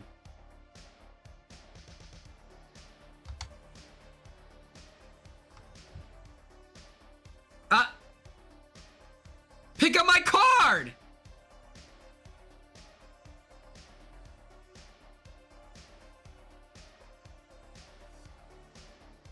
This is unbelievable. Hello? Yeah, right here, buddy.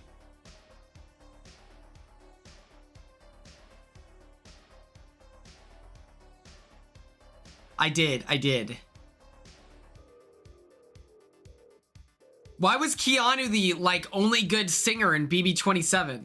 This is crazy. I'm exiting the game. What a dirtbag.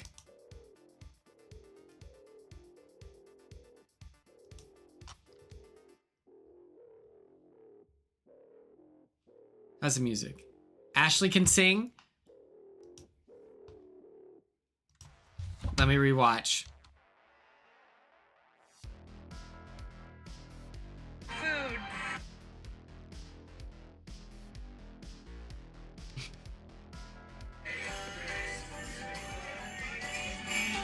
First day of Christmas, Big Brother gave to me one angry mom. Second day of Christmas, Big Brother gave to me a little remote and a really big secret to keep. On the third day of Christmas, Big Brother gave to me 3 praying mantis. On the 4th day of Christmas, Big Brother gave to me a new built-in bestie. On the 5th day of Christmas, Big Brother gave to me a power I didn't use. On the 8th day of Christmas, Big Brother I was just making a joke. 8 glasses of lemonade. On the 9th day of Christmas, Big Brother gave to me a trip to White Locust and a crazy mastermind twist. On the 10th day of Christmas, Big Brother gave to me a remote control for my TV. On the 11th day of Christmas, Big Brother gave to me 11 bugs in hiding. On the 12th day of Christmas, Big Brother gave to me 1 blockbuster win. On the 13th day of Christmas, This was good. Brother gave to me Will did kill it. a tray to serve pigs in a blanket. On the 14th day of Christmas, Big Brother gave to me 14 bowls of slop. On the 15th day of Christmas, Big Brother gave to me a new Big Brother record. On the 14th day of Christmas, Big Brother gave to me 750K. Thank you, Big Brother. 750 G's. Speak your truth. Speak your truth. I want to know if our opinions align. Be respectful about it, but you know. Also, To me, a new Big Brother record. On the 14th day I'm supposed to know Ashley has singing experience with this? 750K. Thank you, Big Brother. Merry Christmas. Happy holidays. On the first day of Christmas, Big Brother gave to me. After this game, we'll do a tier list of all the lyrics and performances.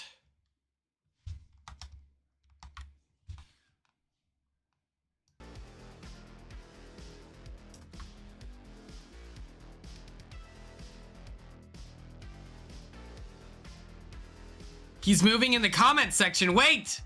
We'll pull it up. We'll pull it up.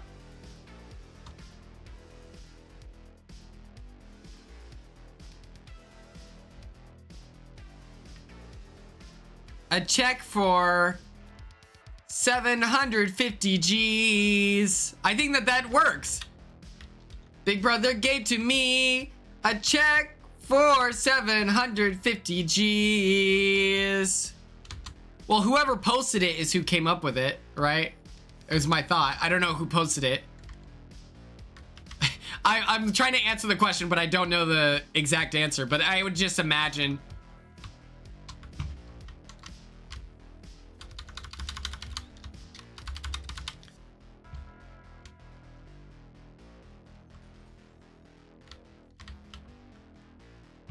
Let's take out the trash, why don't we? Freeze, dirtbag! Woo!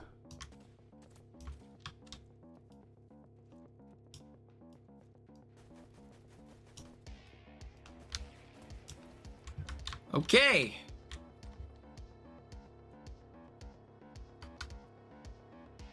Oh, we can't see? Good note.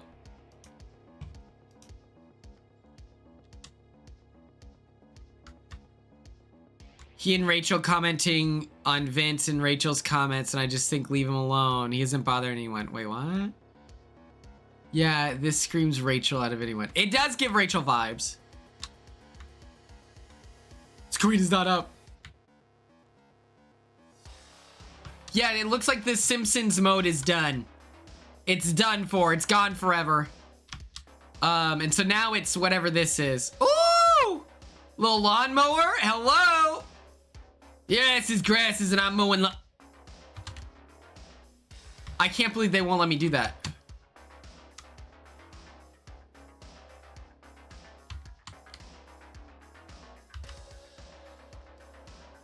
She said she asked Vince to do it. Okay. Let me see who posted it. On if it would make sense for Vince to do it.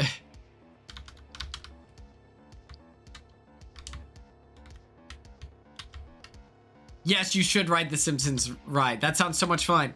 I want to go. I need to go to a theme park or something. I gotta do it. I gotta. And here's why. Here's why I need to do it. Just get in.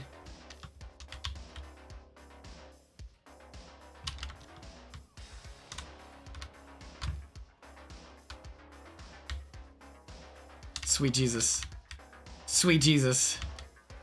We're in so much danger. Chat, call the police! Somebody do something!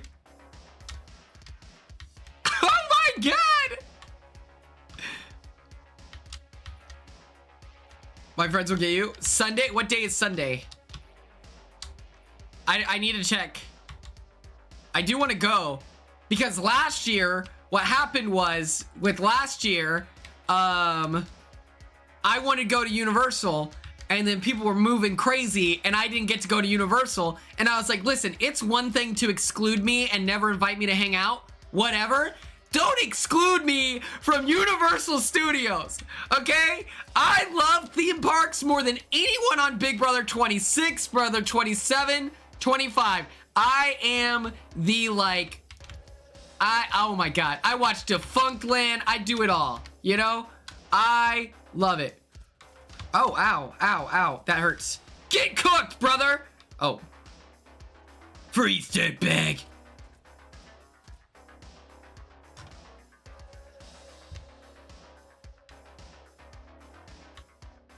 I watch Defunctland. I do it all. I love theme parks. And then when I find out people were moving crazy, I'm like, that's hurtful and all, but what do you mean you couldn't even, like, I would have paid for my ticket. So maybe I need to go.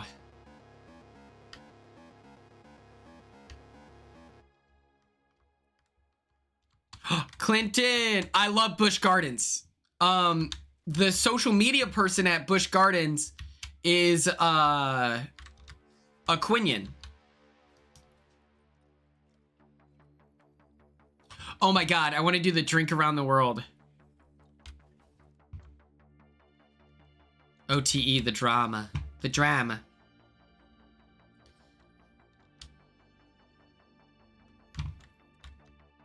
What is this? Yeah, the guy who like invites influencers out and stuff like that is a Quinion. And so that's how I was able to get, mind you, people are moving crazy. I got all of BB26, the people that were there, tickets to Busch Gardens for free. And then I was intentionally excluded from Universal Studios. I was like, this is absurd. I'm like, this is crazy right now.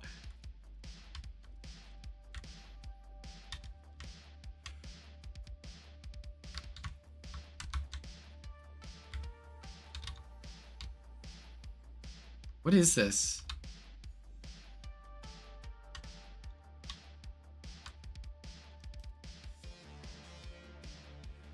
Epic Universe? Oh my God. Do you even know why I was excluded? I don't know why does anyone exclude anyone, you know? Like, I don't know the details of that.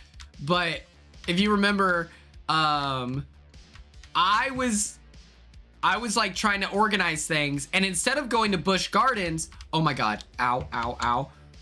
Instead of going to Busch Gardens, I wanted to go to Universal Studios. And so I was like trying to get a group of people to go to Universal Studios, to which then I was told, like Cedric told me like, oh, well, on one of the days for OTE, like there's this influencer thing going on.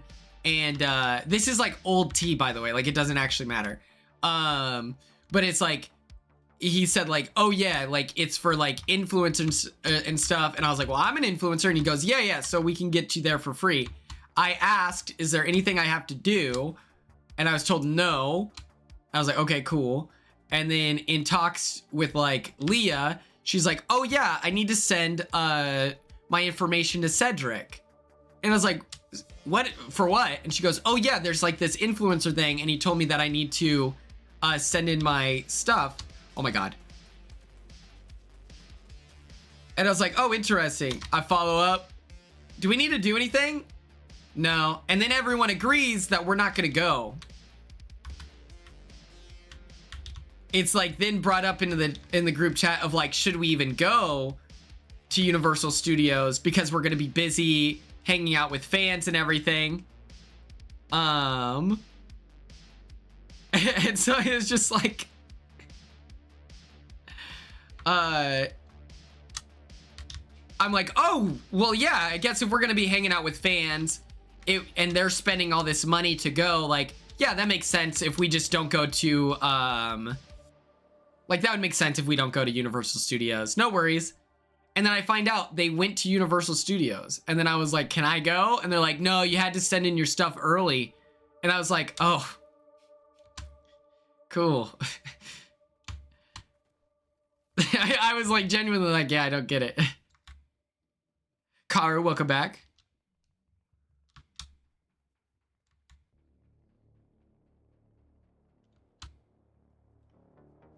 Oh yeah. It was crazy, but it was like, it doesn't like actually matter, like actually, but that's why I'm saying, I'm like, maybe I should go to Universal. I wanted to be abundantly clear. Being left out like all of OTE, like that sucked and everything for sure. The worst part was that I didn't get to go to Universal Studios, you know? I'm not gonna keep anyone distant. I like legitimately do not care.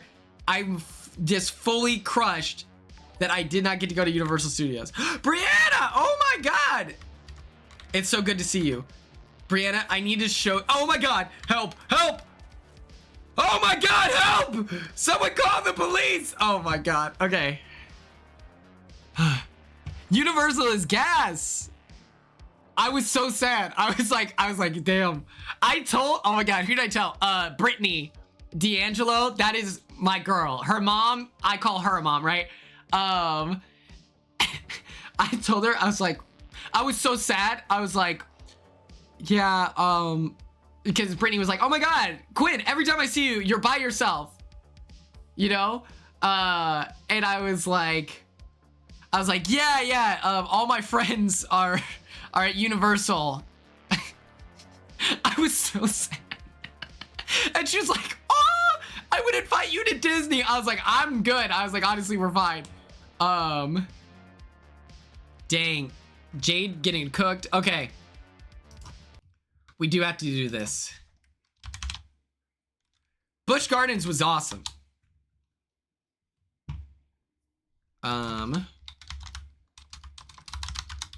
Tier list. Ooh, what is this?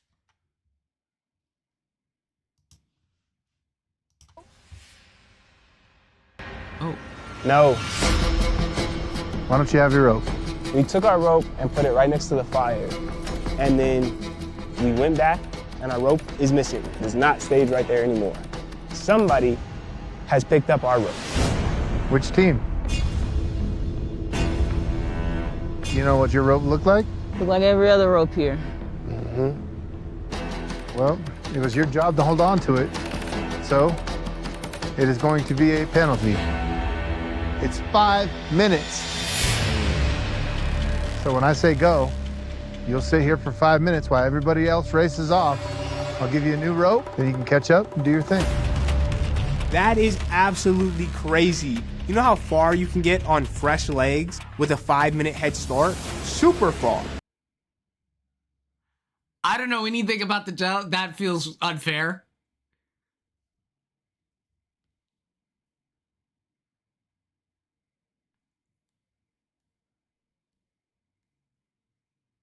That's crazy. That's not fair.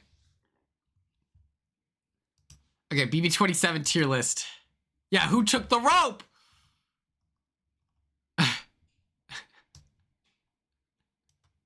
I don't know what we were ranking last time. I think we were talking about who would be a good person to rob a bank with. Where the hell is the rope? Let the record show. We're discussing. Oh my God, I messaged this company Fix about trying to get an outfit going, be sponsored, be cool influencer. They told me that they've already picked up people for this next season. But if I have any questions about purchasing, to let them know.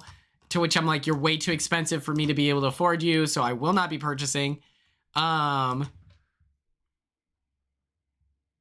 nice. Big Mama's on top. Is Big Mama Vinny? I'm just kidding. I just think it would be funny to call him Big Mama. Okay, how do I get rid of it? Oh, bye. Okay, next up, we're going. Everybody got your rope? Mentality. Did you see No. Big Brother? Well, we're doing it right now. Why don't you have your rope? Actually. We took our rope and put it right next to the fire. Okay.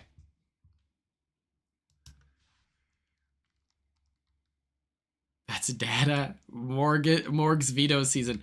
Okay, who do we know who posted it? Or wait, no. Someone probably liked my comment. Hold on. Activity. Yep. Rachel did.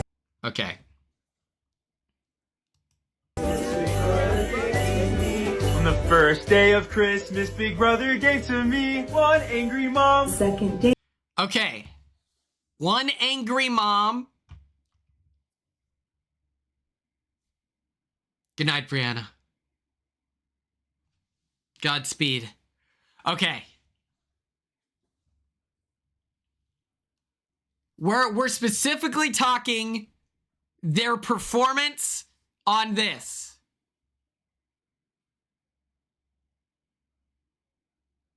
It's a decent line. You're all saying chop. I'm not mad at that. I won't defend Say. For a moment, I was going to, but then I was like, I don't want to, actually. So we're good. Body is tea, by the way. Christmas, Big Brother gave to me one angry mom. Second day of Christmas, Big Brother gave to me a little remote and a really big secret to keep. On the third. Secret to keep. One little remote and a really big secret to keep. I wouldn't be mad at mid. Chop. Amy's doesn't rhyme. We'll put it in yikes. No rhyme.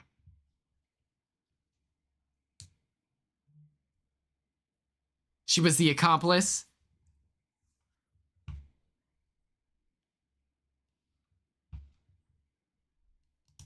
Move face spot right, please. I got you. I appreciate you saying please. We'll redecorate.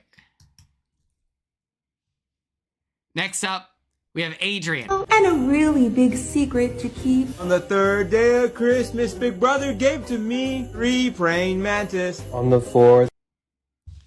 That's not bad. That's not bad. The outfit did cook. I agree. That's a chop?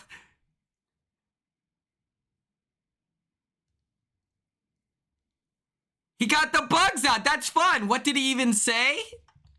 This is fine, guys. What are you... A little remote and a really big secret to keep. On the third day of Christmas, Big Brother gave to me 3 praying mantis. On the... I think that this is... I think it's literally perfectly mid.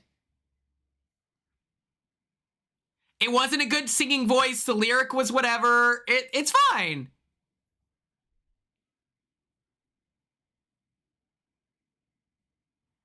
I think his is better than Amy. Mid-miss is hilarious, Karu. Amy's was better. Do we all feel this way? We could do this.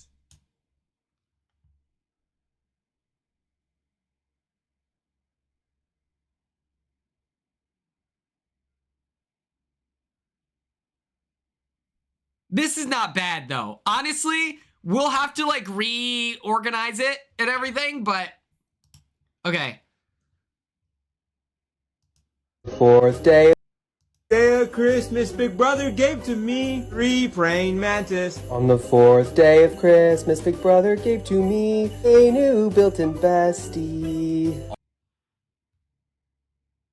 Christmas, Big Brother... Is that ADR? Hold on. I need the box.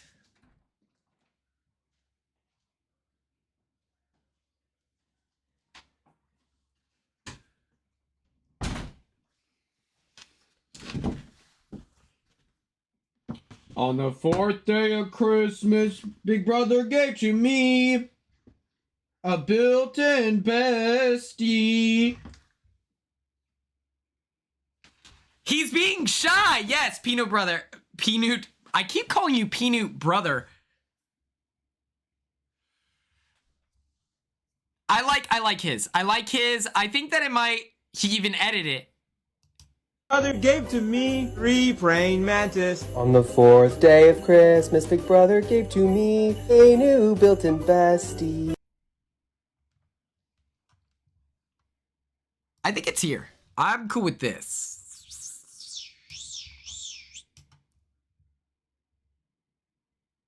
I think it's not bad. It's not terrible. Yeah,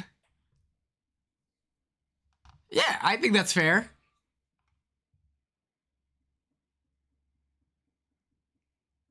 That is cute.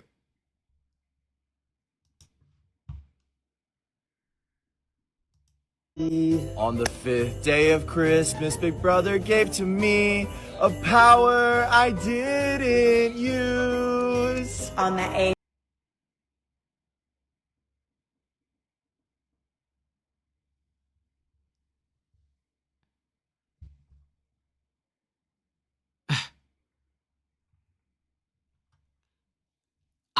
I would be tempted off of first, whatever. I'm here. I'm mid. I think this is mid. It's a self roast, so it could go up to here. It could go up to here. Yeah, is it camp? Because he's not a good singer and he's knowledgeable that he's a good singer. That he's not a good singer. I think, yeah. I think this is fair. Zax is not camp. Okay. I think it's perfectly acceptable. I wouldn't be mad at this. I'm not mad at this. We could put him perfectly acceptable. The Wicked Witch. There's nothing camp about Zach Cordell. Okay.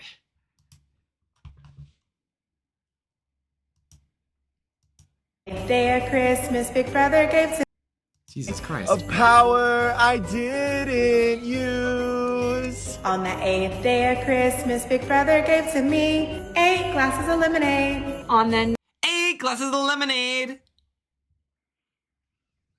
8 glasses of lemonade. Where's Mickey? Oh my god, I didn't recognize her. I would say, I think it's better than Amy. I would say it's here. 8 simply lemonades. 8 simply lemonade. 8 simply lemonade. Hey, I would have said 8 bottles of juice. 8 bottles of juice. Because it's not the lemonade. It's not lemonade. Like, lemonade is what's not landing. And so the addition is simply, I'm like, I don't know. But I would have said 8 bottles of juice. 8 bottles of juice. 8 bottles of juice. 8 bottles of juice. It was lemonade. It doesn't fucking matter. Guys, we're dropping a song here. We're dropping a song. Who drinks that much lemonade? That would be bad. That would be bad for you to drink that much lemonade. Lemonade is juice, by the way. No, it doesn't. I would argue that we just toss her in the juice. You just say juice. Her song, the AI one is, it says, Mickey's got the juice, remember? It's juice. I would say mid. I think that's fine. I could put her higher.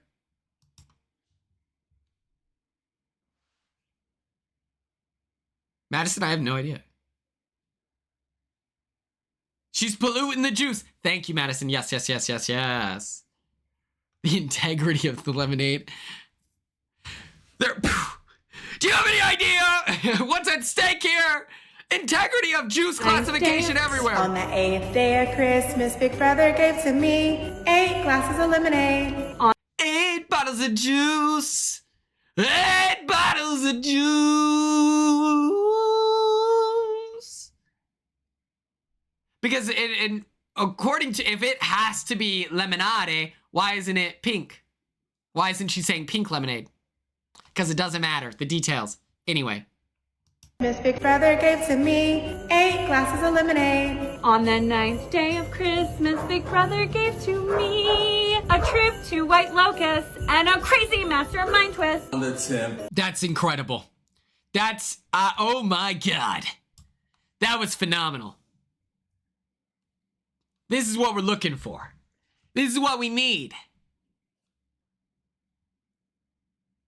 She's also on Christmas theme. It was rhyming. It played back to everything. Jen, thank you for the tier 1 sub. Next up, we have Captain Will. Locust and a crazy mastermind twist. On the 10th day of Christmas, Big Brother gave to me a remote control for my TV. Phenomenal. Phenomenal. Come on. That was incredible. That was incredible. A remote control for my TV. Remote control for my TV. A remote control for my TV.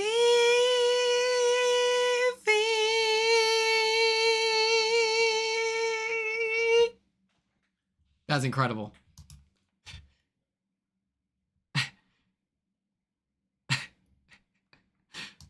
The 11th day, White Locust and a crazy mastermind twist. On the 10th day of Christmas, Big Brother gave to me a remote control for my TV. On the 11th day of Christmas, Big Brother gave to me 11 bugs in hiding. On the 12th, 11 bugs in hiding. 11 bugs in hiding. What is that? Is that Fortnite? Oh. I think it's...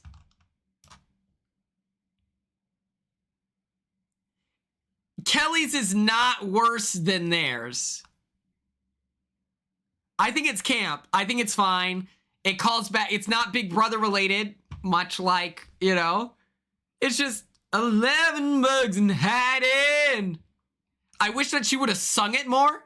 I wish that, you know, I could do this.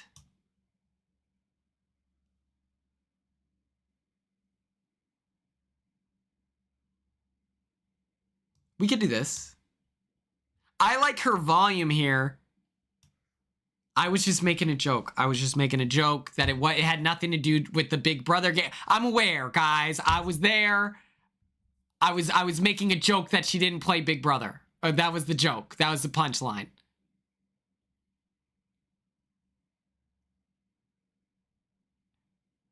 I feel like at any given moment, this chat, we got 49 viewers. I feel like at any given moment, we have 49 people who are like excited at just being like, nah. That's what it feels like sometimes. Well, the punchline was incredibly unclear because I backed out of it.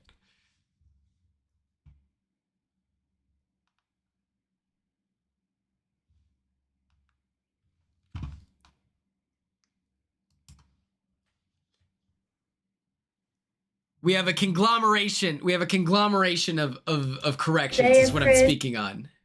11th day of Christmas, Big Brother gave to me 11 bugs in hiding. On the 12th day of Christmas, Big Brother gave to me 1 blockbuster win. On the 1 blockbuster win. 1 blockbuster win. One blockbuster win.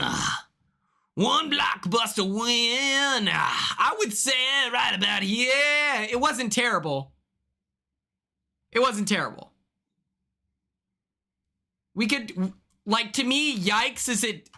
I feel like she sounded better. I like the wink. I like the sound effect. Big Brother gives more than Santa. Clinton, that's bars, first of all. Let me just tell you that off the rip. That's bars.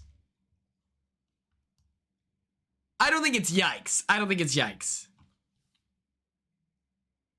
I don't think she sounded that great. Let me try again.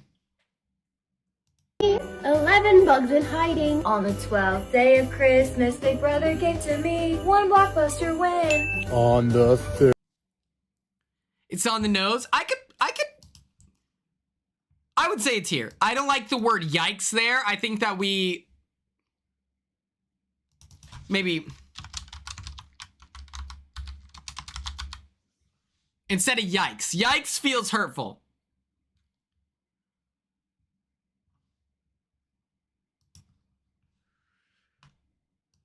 To me, one blockbuster win. On the 13th day of Christmas, Big Brother gave to me a tray to serve pigs in a blankie.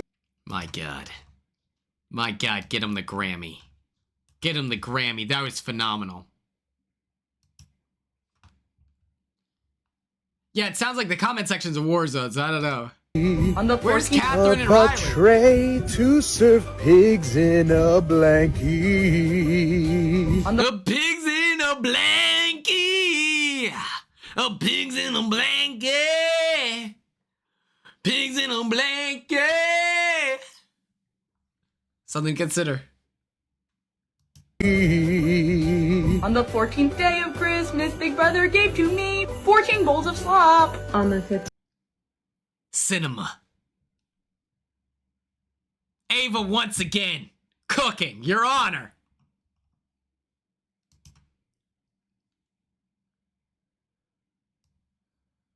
I think it's here. I think it's... Okay, well that makes no sense. What just happened there? Mid? I think it's mid.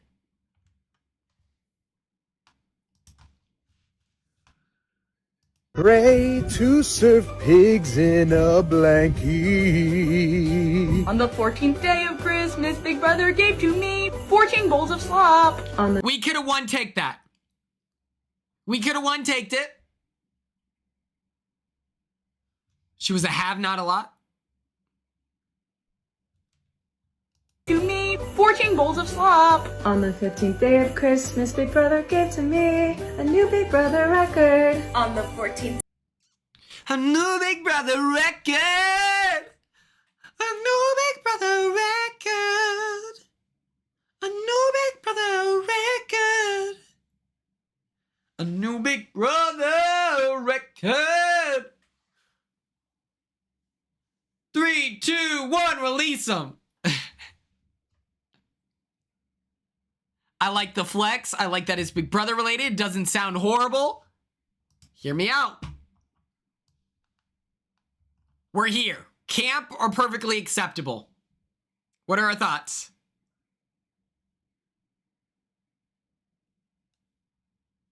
Camp? To me, a new Big Brother record. On the 14th day of Christmas, Big Brother gave to me 750K. Thank you, 750. Cheers! That was good. I think that it also, we have to recognize Ashley is smart. She's very funny. She probably knew that it could have been cheers, but she makes it K to be funny. That's my thought. I think it's camp. Big Brother, Merry Christmas, happy 14 bowls of slop. On the 15th day of Christmas, Big Brother gave to me a new Big Brother record. On the 14th day of Christmas, Big Brother gave to me 750K. Thank you, Big Brother. Merry Christmas, happy holidays. I love how she cooked there. She cooked there. I can't help but feel like we're here. Because she also had to...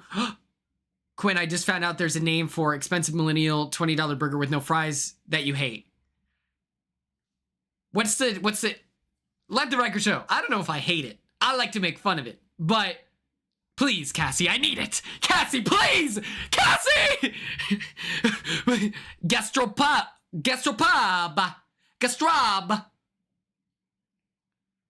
Gastropop. I did not know that. My favorite version of that is this.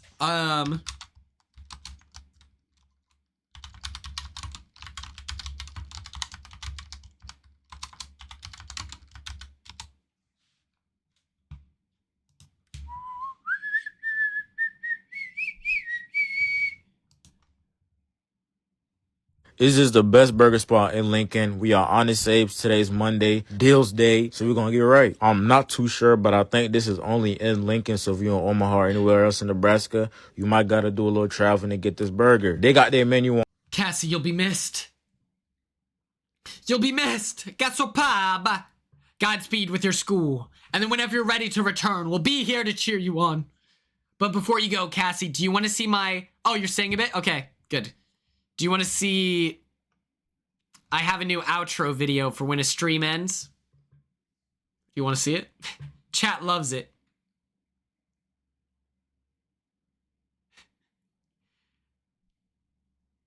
Yeah, that's true, Madison. We got an outro. Grace my eyes. All right. Sorry, chat, I had to. Say no. How dare you?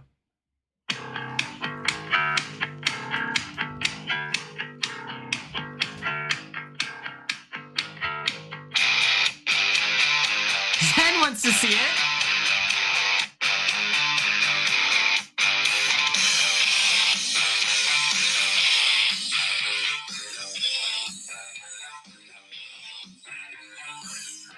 I can't escape this hell. So many times I've tried, but I'm still caged inside. Somebody get me through this nightmare. I can't control myself. So what if you can see the darkest side of me? No one will ever change this animal I have become. And what me believe is not the real me. I have become. At one point, I'm like, sorry, the lyrics are hard in the recording. Thank you for tuning in. That's so awesome. On a chalkboard wall, which is something that I haven't seen at any other restaurant, which is pretty cool. They got a lot of pictures of Abe Lincoln and historical shit on the wall. But let's get to the food. Every Monday, you can get you a kid's meal for $3. I always add in the banana wrap. That's a crazy deal. That's a crazy deal. 3 days grace, very nostalgic. I like that we all like, I feel like everyone likes it. And so this one, Honest Abe's, it's Lincoln because it's in Lincoln, Nebraska. I'm a shake, which is the best shake out of any restaurants that I've ever been to. And just look at the seasoning on them fries, bro. I know this shit gonna hit. Every time I come in, the place is packed, and for a good reason too. The food is gas and it's very cheap on Mondays. So if you in the Lincoln, Omaha area, tap in. As you can see, no crumbs is left behind. That was a really good food review. How many followers does he have? Okay. Cool. I'm still caged inside. You have a mission barbecue there? Mission they're like, yo, I need to see this. Yes. I'm picturing it like a Blue Lives Matter paint. Oh my God. This is crazy. This is what it looks like on the inside of the Jameson, like whatever pub in LA. Does anyone know what I'm talking about? I went there with Jag and Jazz and it looked just like this. Thin blue line. I love our country. I love our country. Okay. I feel like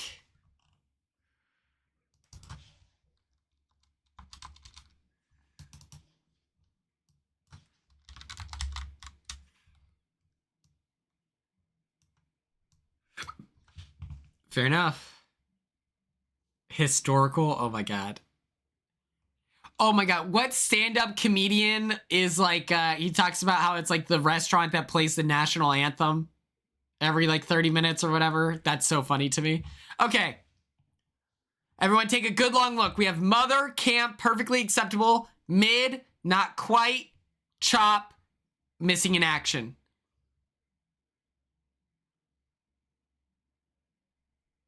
Will Kirby? I don't know. Or Captain Will.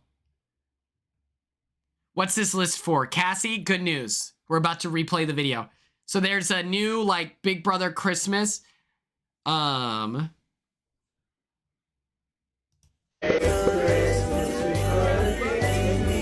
the first day of Christmas, Big Brother gave to me one angry mom. Second day of Christmas, Big Brother gave to me a little remote and a really big secret.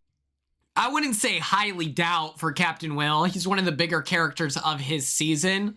He was, I feel, in contention for America's favorite player. I would say it depends if they have another older gentleman in mind. Has he suggested that he wouldn't? I did not know that he wouldn't come back. Interesting. On the first day of Christmas, Big Brother gave to me one angry mom. Second day of Christmas, Big Brother gave to me a little remote and a really big secret to keep. On the third day of Christmas, Big Brother gave to me 3 praying mantis. On the 4th day of Christmas, Big Brother gave to me a new built-in bestie. On the 5th day of Christmas, Big Brother gave to me a power I didn't use. On the 8th day of Christmas, Big Brother gave to me 8 glasses of lemonade. On the 9th day of Christmas, Big Brother gave to me a trip to White Locust and a crazy mastermind twist. On the 10th day of Christmas, Big Brother gave to me a remote control for my TV. On the 11th day of Christmas, Big Brother gave to me 11 bugs in hiding. On the 12th day of I really think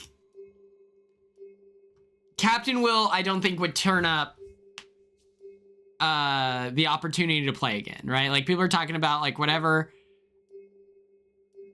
No, it's $750,000 and a way to open more doors, get more eyes on his, like, basketball podcast. He was just on ESPN.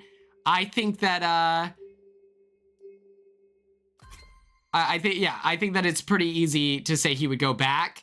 I think that he would be a fun pick for an all-star season as long as they're committing to the idea of making comps actually equitable.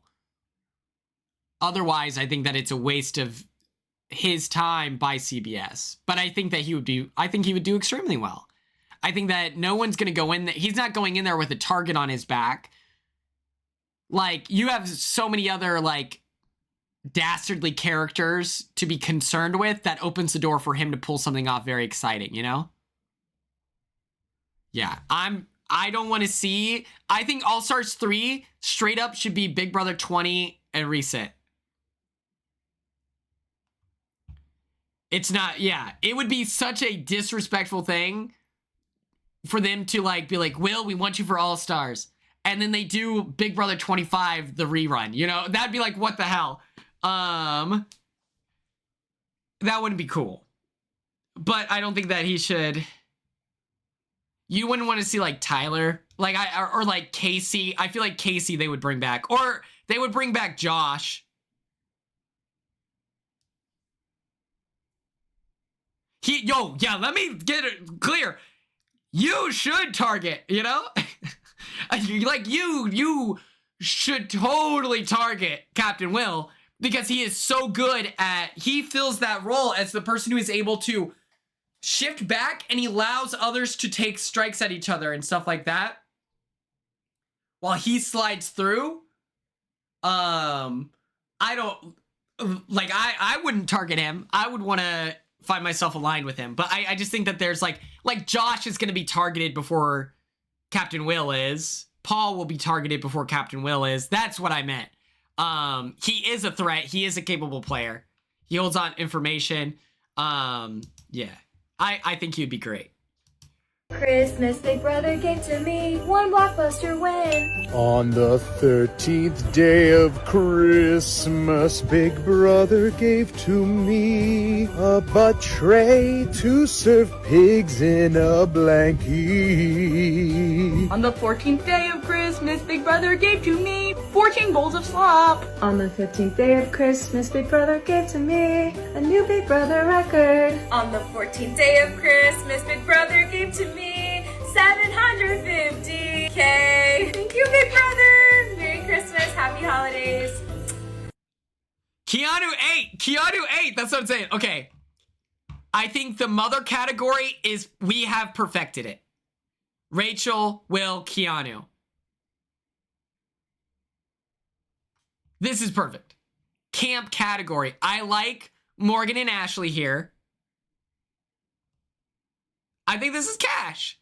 Let the record show, like, in this department, order does not matter. So if someone's gonna clip this or screenshot it, we'll do one like this. And then if you want it to fit your narrative, like whatever, we'll do one like this as well. Let me move the chat. We'll do this. Okay, so if you're gonna screenshot, cause discourse, okay? It does not matter. These two are interchangeable. Okay? If you guys want to stir up unnecessary drama here, you know, perfectly acceptable. Okay. Right? I'm cooked. I'm so cooked. It literally doesn't matter. These are interchangeable, but perfectly acceptable. This is, from here below, I think that we could discuss the nuance of the order informing which one's better, right? I like Kelly's. I really want to move Zach up here.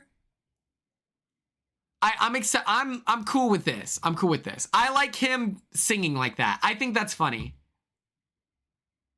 I don't think it's as good. My God, what is tierlistmaker.com like? Are they going through a divorce? Zach had solid camera work. Okay. I'm not mad at this.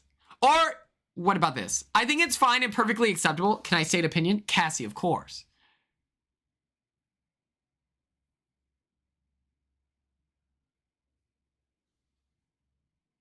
Like, this is insane. Another one is wild.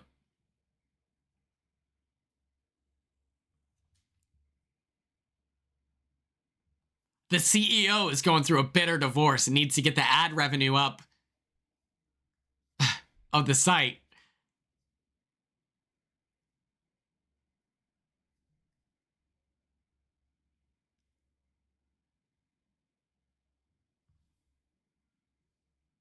Lauren should be mid. Ava should be not quite. You didn't like, I thought hers was perfectly, honestly, here.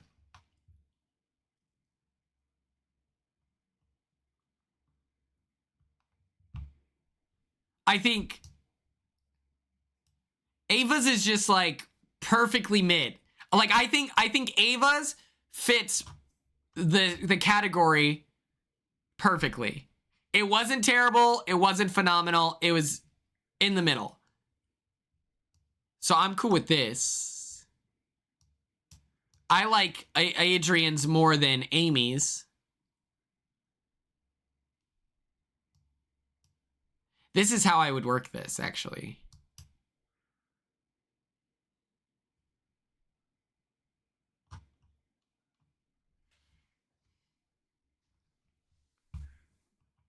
I honestly, I feel this pretty strongly, actually. I think this is great. Amy is too low? Okay. I love Amy. That's my girl. It didn't rhyme. The outfit brought her to mid. We agreed.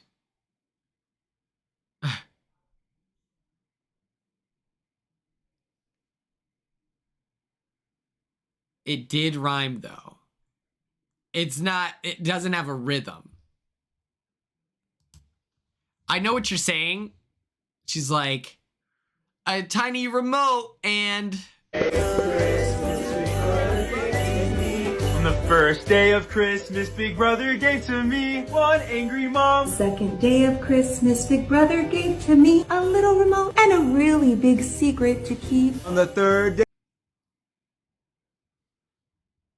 gave to me secret to keep.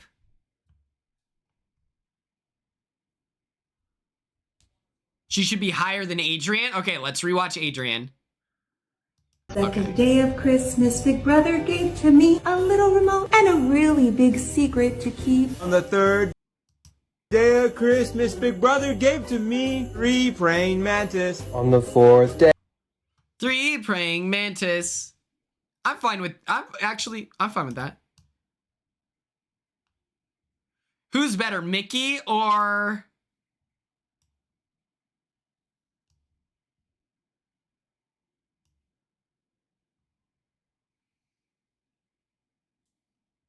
Mickey's is better than Adrian's? Okay. Day of Christmas, Big Brother gave to me a new built-in bestie. On the 5th day of Christmas, Big Brother gave to me a power I didn't use. On the 8th day of I think that it's camp in the sense that it's like I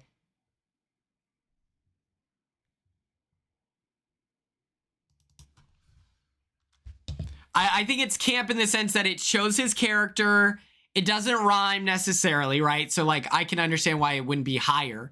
But I think it's still good. I think this is fine. I do want to read the comments. People are saying that people are shady in the comments. Let's see.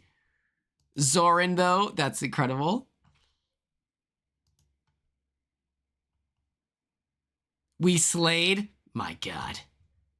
My God. That's incredible.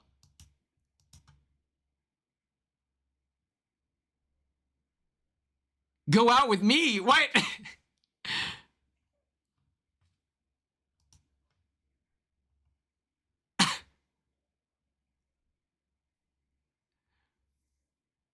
This is Zach's post, so I think it's Zach's idea. Joseph side. How do you know? Did he comment? Oh my God. I'm so glad our cast didn't do it. Just wait till you get that text from me. On the first day of Christmas, Big Brother gave to me. Me.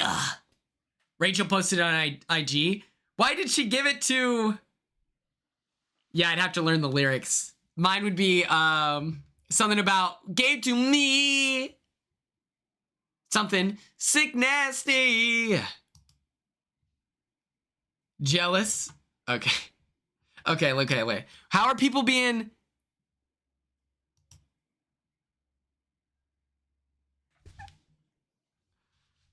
I don't even know what we'd say. Kenny, no, actually, Kenny, yeah. Kenny is making an AI version of this right now.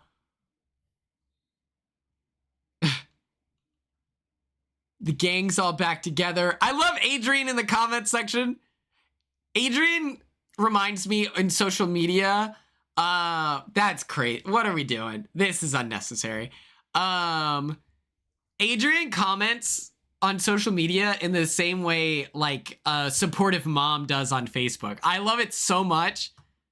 This is out of nowhere, brother. Keanu with the voice of an angel, I'm saying. Following, we'll fix that off stream. I'm not getting clipped. Not y'all, not adding Vince. He was asked to do it, but just didn't want to. He thinks he's someone special. I don't know.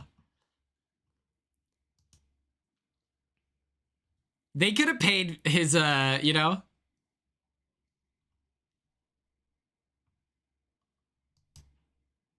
Oh my God, what are we doing?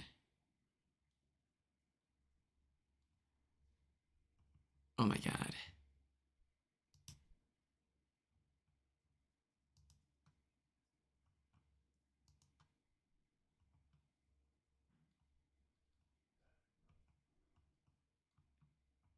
He's so awesome. I love the Captain Will love. Joseph, we were talking Squid Game the challenge, and your boy got a full segment. Where is he? 415 loves to lie. He got featured. He got featured in the discussion. The war is in. Oh, okay. Oh, well then, who cares about Instagram? I don't care. He's hilarious. I love that. Like, I think that's so funny. My favorite player this season of Squid Game the Challenge, 415 is up there. I love 72. We covered episodes 3 and 4. And then the next time we're going to cover something, it'll be episode 5, episode 6, and episode 7. I like 72. I like 415. I don't like any of the bald men. The bald man who got screen time.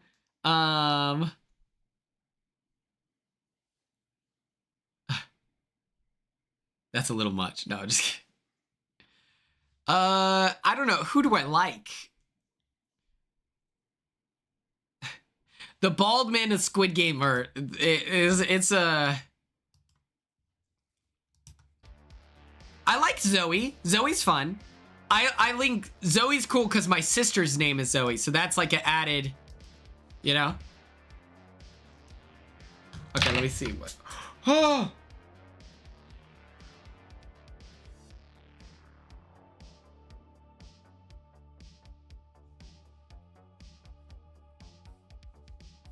The Theo Vaughn guy, he should be on Big Brother. He's what's it called? We're gonna do some solos. Thoughts? Oh, let me move me. Is he the gas station guy? Like, to me, and this is not like an insult, he looks like someone you would meet at a gas station. Is it that guy? He like... my favorite thing about, I think, the comedian guy, yes, okay, so what I liked about him was he gets out the British guy and the friend, and they're sitting down, and in front of everyone they go, bro, he got out so-and-so. Hilarious. He's like he looks like the Ben 10 character. Everything I'm saying sounds really mean, so I'm going to stop saying it, but it's not meant to be mean. Also, Joseph, okay, I'm watching Big Brother Canada Season 1. I made the comparison that AJ is our child if he grew up in the Appalachian Mountains and was homeschooled.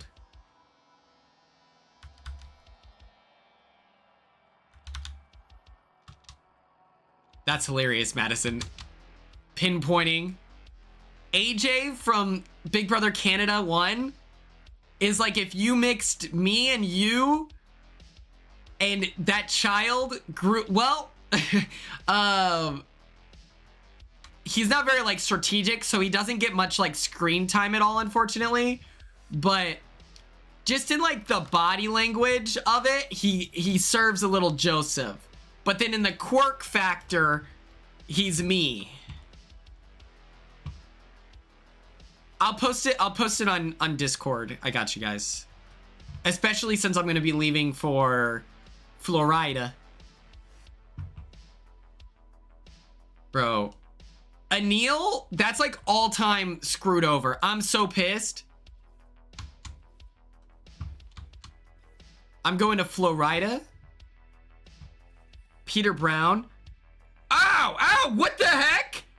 I didn't even know this was possible. I love Peter. Everyone is thirsting over Peter. I can't wait to meet him. He is the most like 2013 he is the most 2013 YouTuber I've ever seen in my life.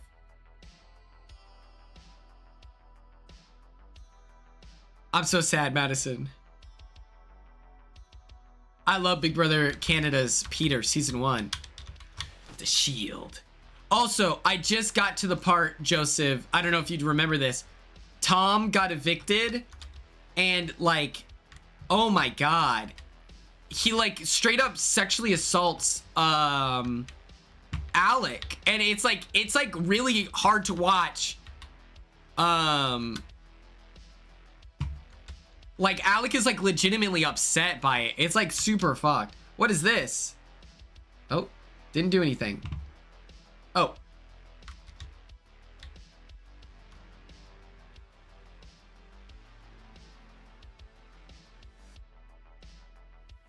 Like, the fact he tried to do that on purpose is so crazy. Oh. Oh! Oh! They're not my friend! They're not my friend!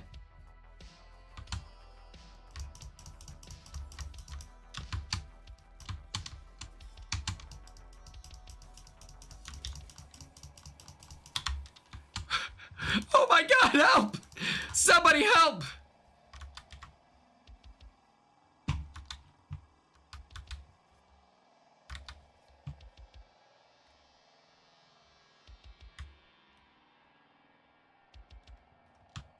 Tom is just kind of the worst. I have like a really interesting, like, okay. Oh wait. You only get 2 grenades? Granadas? Do we think that, what's it called? I'm curious. Does Tom constitute, good casting? That's my question.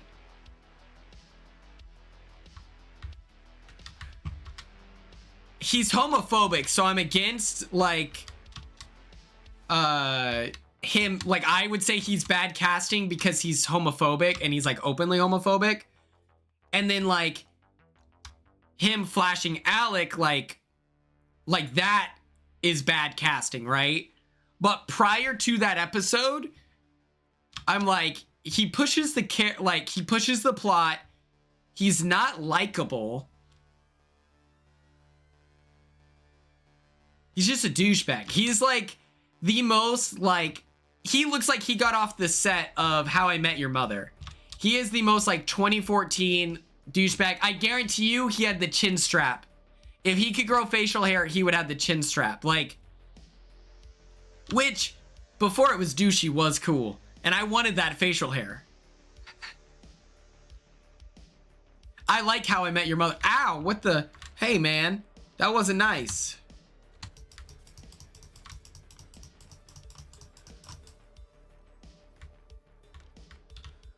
This is so glitchy, dude. We're cooked. We are absolutely mega fried, dude.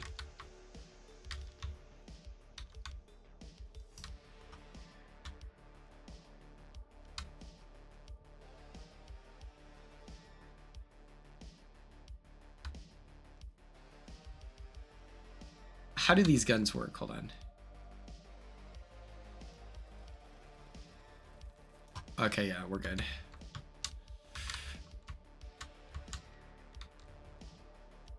Emmett is really good, yeah. I think Emmett's good casting.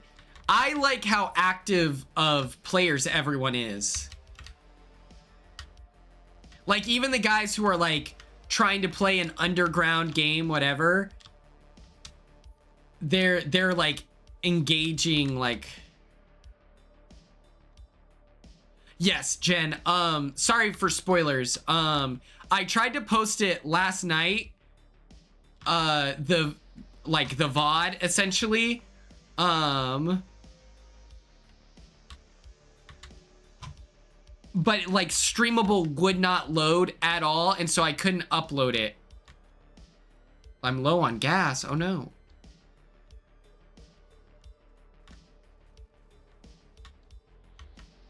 This is devastating information.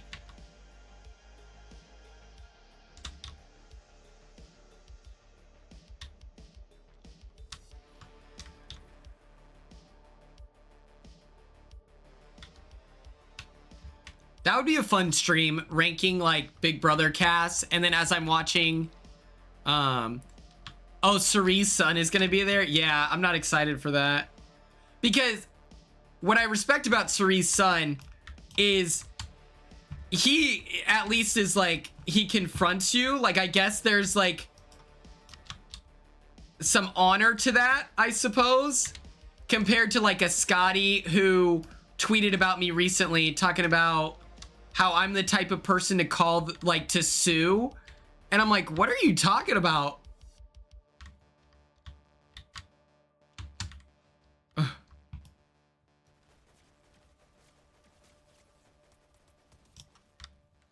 Sweet Jesus, that was so scary.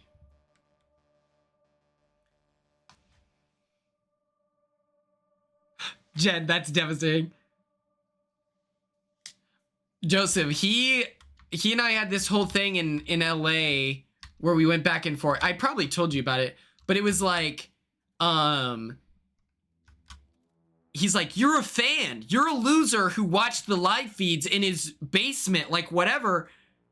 Cam told me about it, yeah. And it was like the most, I'm like, you're at a fan event. And it was funny because Cam was like trying to de-escalate it, and I was like, I'm cool with de-escalating, but I'm not gonna let Cerie's son win, you know? So it's very fun. My gripes with the interaction was the inaccuracies, where Jared is like saying all this stuff.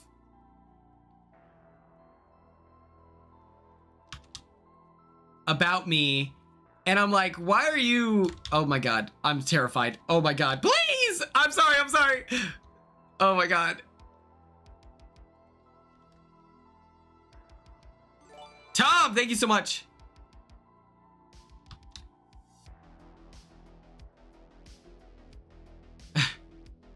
Yeah, it's like, there's nothing wrong with being a fan of reality TV, and I was like trying to explain, like, I'm like, no, like, most people who get on reality TV aren't just like the child of someone famous, you know? I'm like, I'm like, what are you talking about? And it's like, that's the, like, the worst part. I, like, people who say crazy stuff about me on Twitter, it really bothers me when it's just factually incorrect. And I'm just like, what are you talking about? And that's when I feel the need to correct. If someone says, like, Quinn's a loser, I'm like, okay, you're wrong, but like whatever. But when it is so inaccurate where he's like, you're a loser, and I'm like, no, I'm not. Like,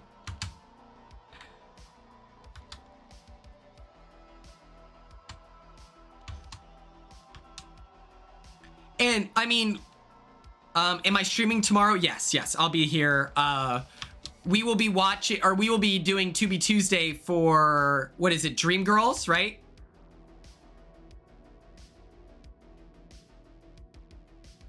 Dream Girls. Okay, good. Yeah, we're doing Dream Girls.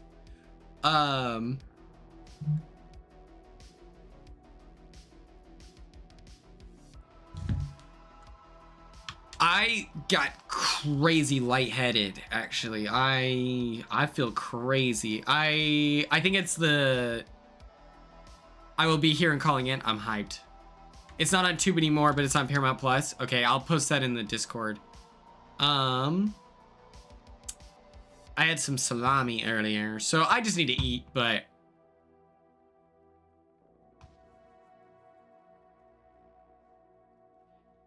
I don't like being a hater. Like, I try to see the positive. That is true. I do agree with that, Joseph. I need to relook at the, oh my god. Ah! Okay, got one. I need to relook at who's gonna be there. Do you think, Joseph, should I put forth the energy in putting together a beer pong tournament? Like, would you play in that?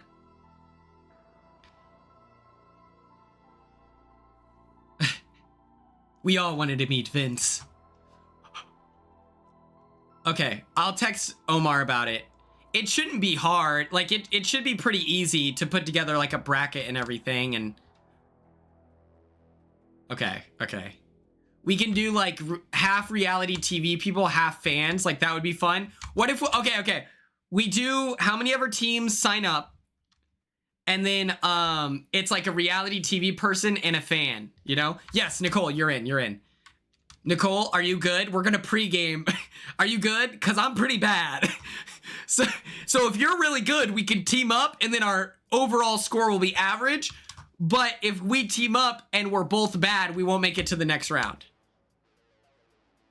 We got about, Joseph is decent. So Nicole, something to consider. Obviously I'm good. Okay. You should, this is like pre-gaming for All-Stars. You think Nicole isn't good at beer pong? Tom, I don't know if you know what the function of the question was and the way I asked it.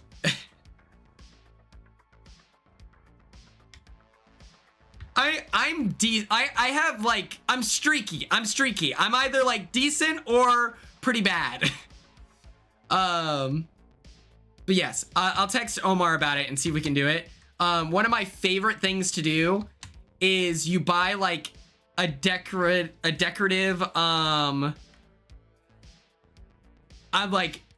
you get like a decorative lamp and then you cut out, Kenny wants to do a poker thing. Ooh, I don't know anything about poker, but I'll watch.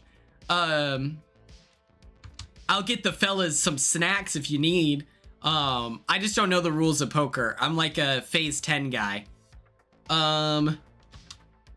Or blackjack. I really like blackjack. Like blackjack is fun for me to play. Yeah, I'm a phase 10 demon. That's like Martin family like lineage right there. Oh.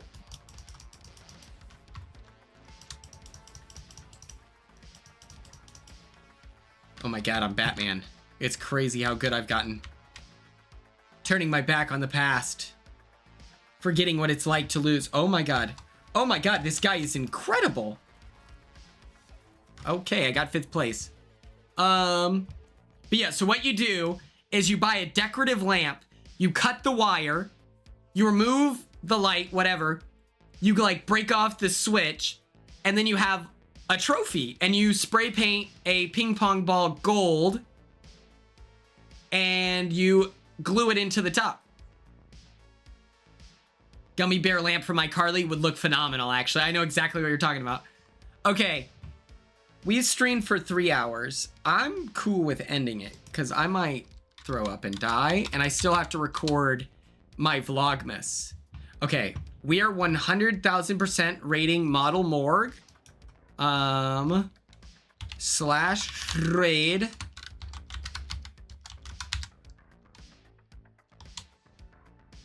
Okay, baddies. Thank you so much for tuning in. Tomorrow is Tubi Tuesday. Talking Dreamgirls. Watch it on Paramount Plus because it's no longer on Tubi. But thank you all so much for tuning in. I appreciate you. And be sure to say hi to Model Morgue. Let's see. Can we get more people? Awesome. I would love to do the end stream, but I can't.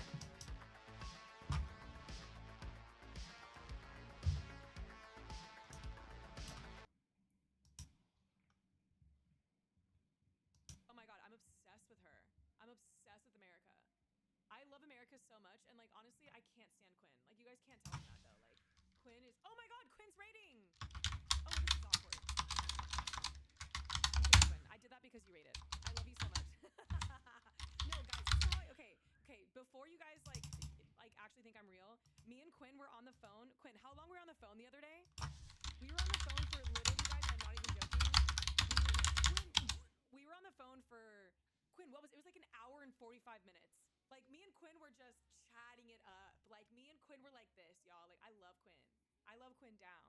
Although I feel like he would, you know, try to manipulate me in the Big Brother house and maybe not actually. We talked about this because he's like, no, because you were so loyal. He's like, I would know better than to betray you because you would always have my back. I'm like, you're damn right, Quinn. Good job on reading me at home.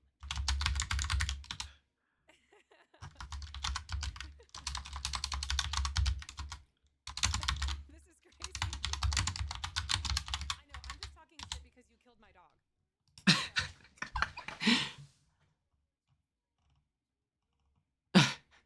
Round 2, I'm more loyal.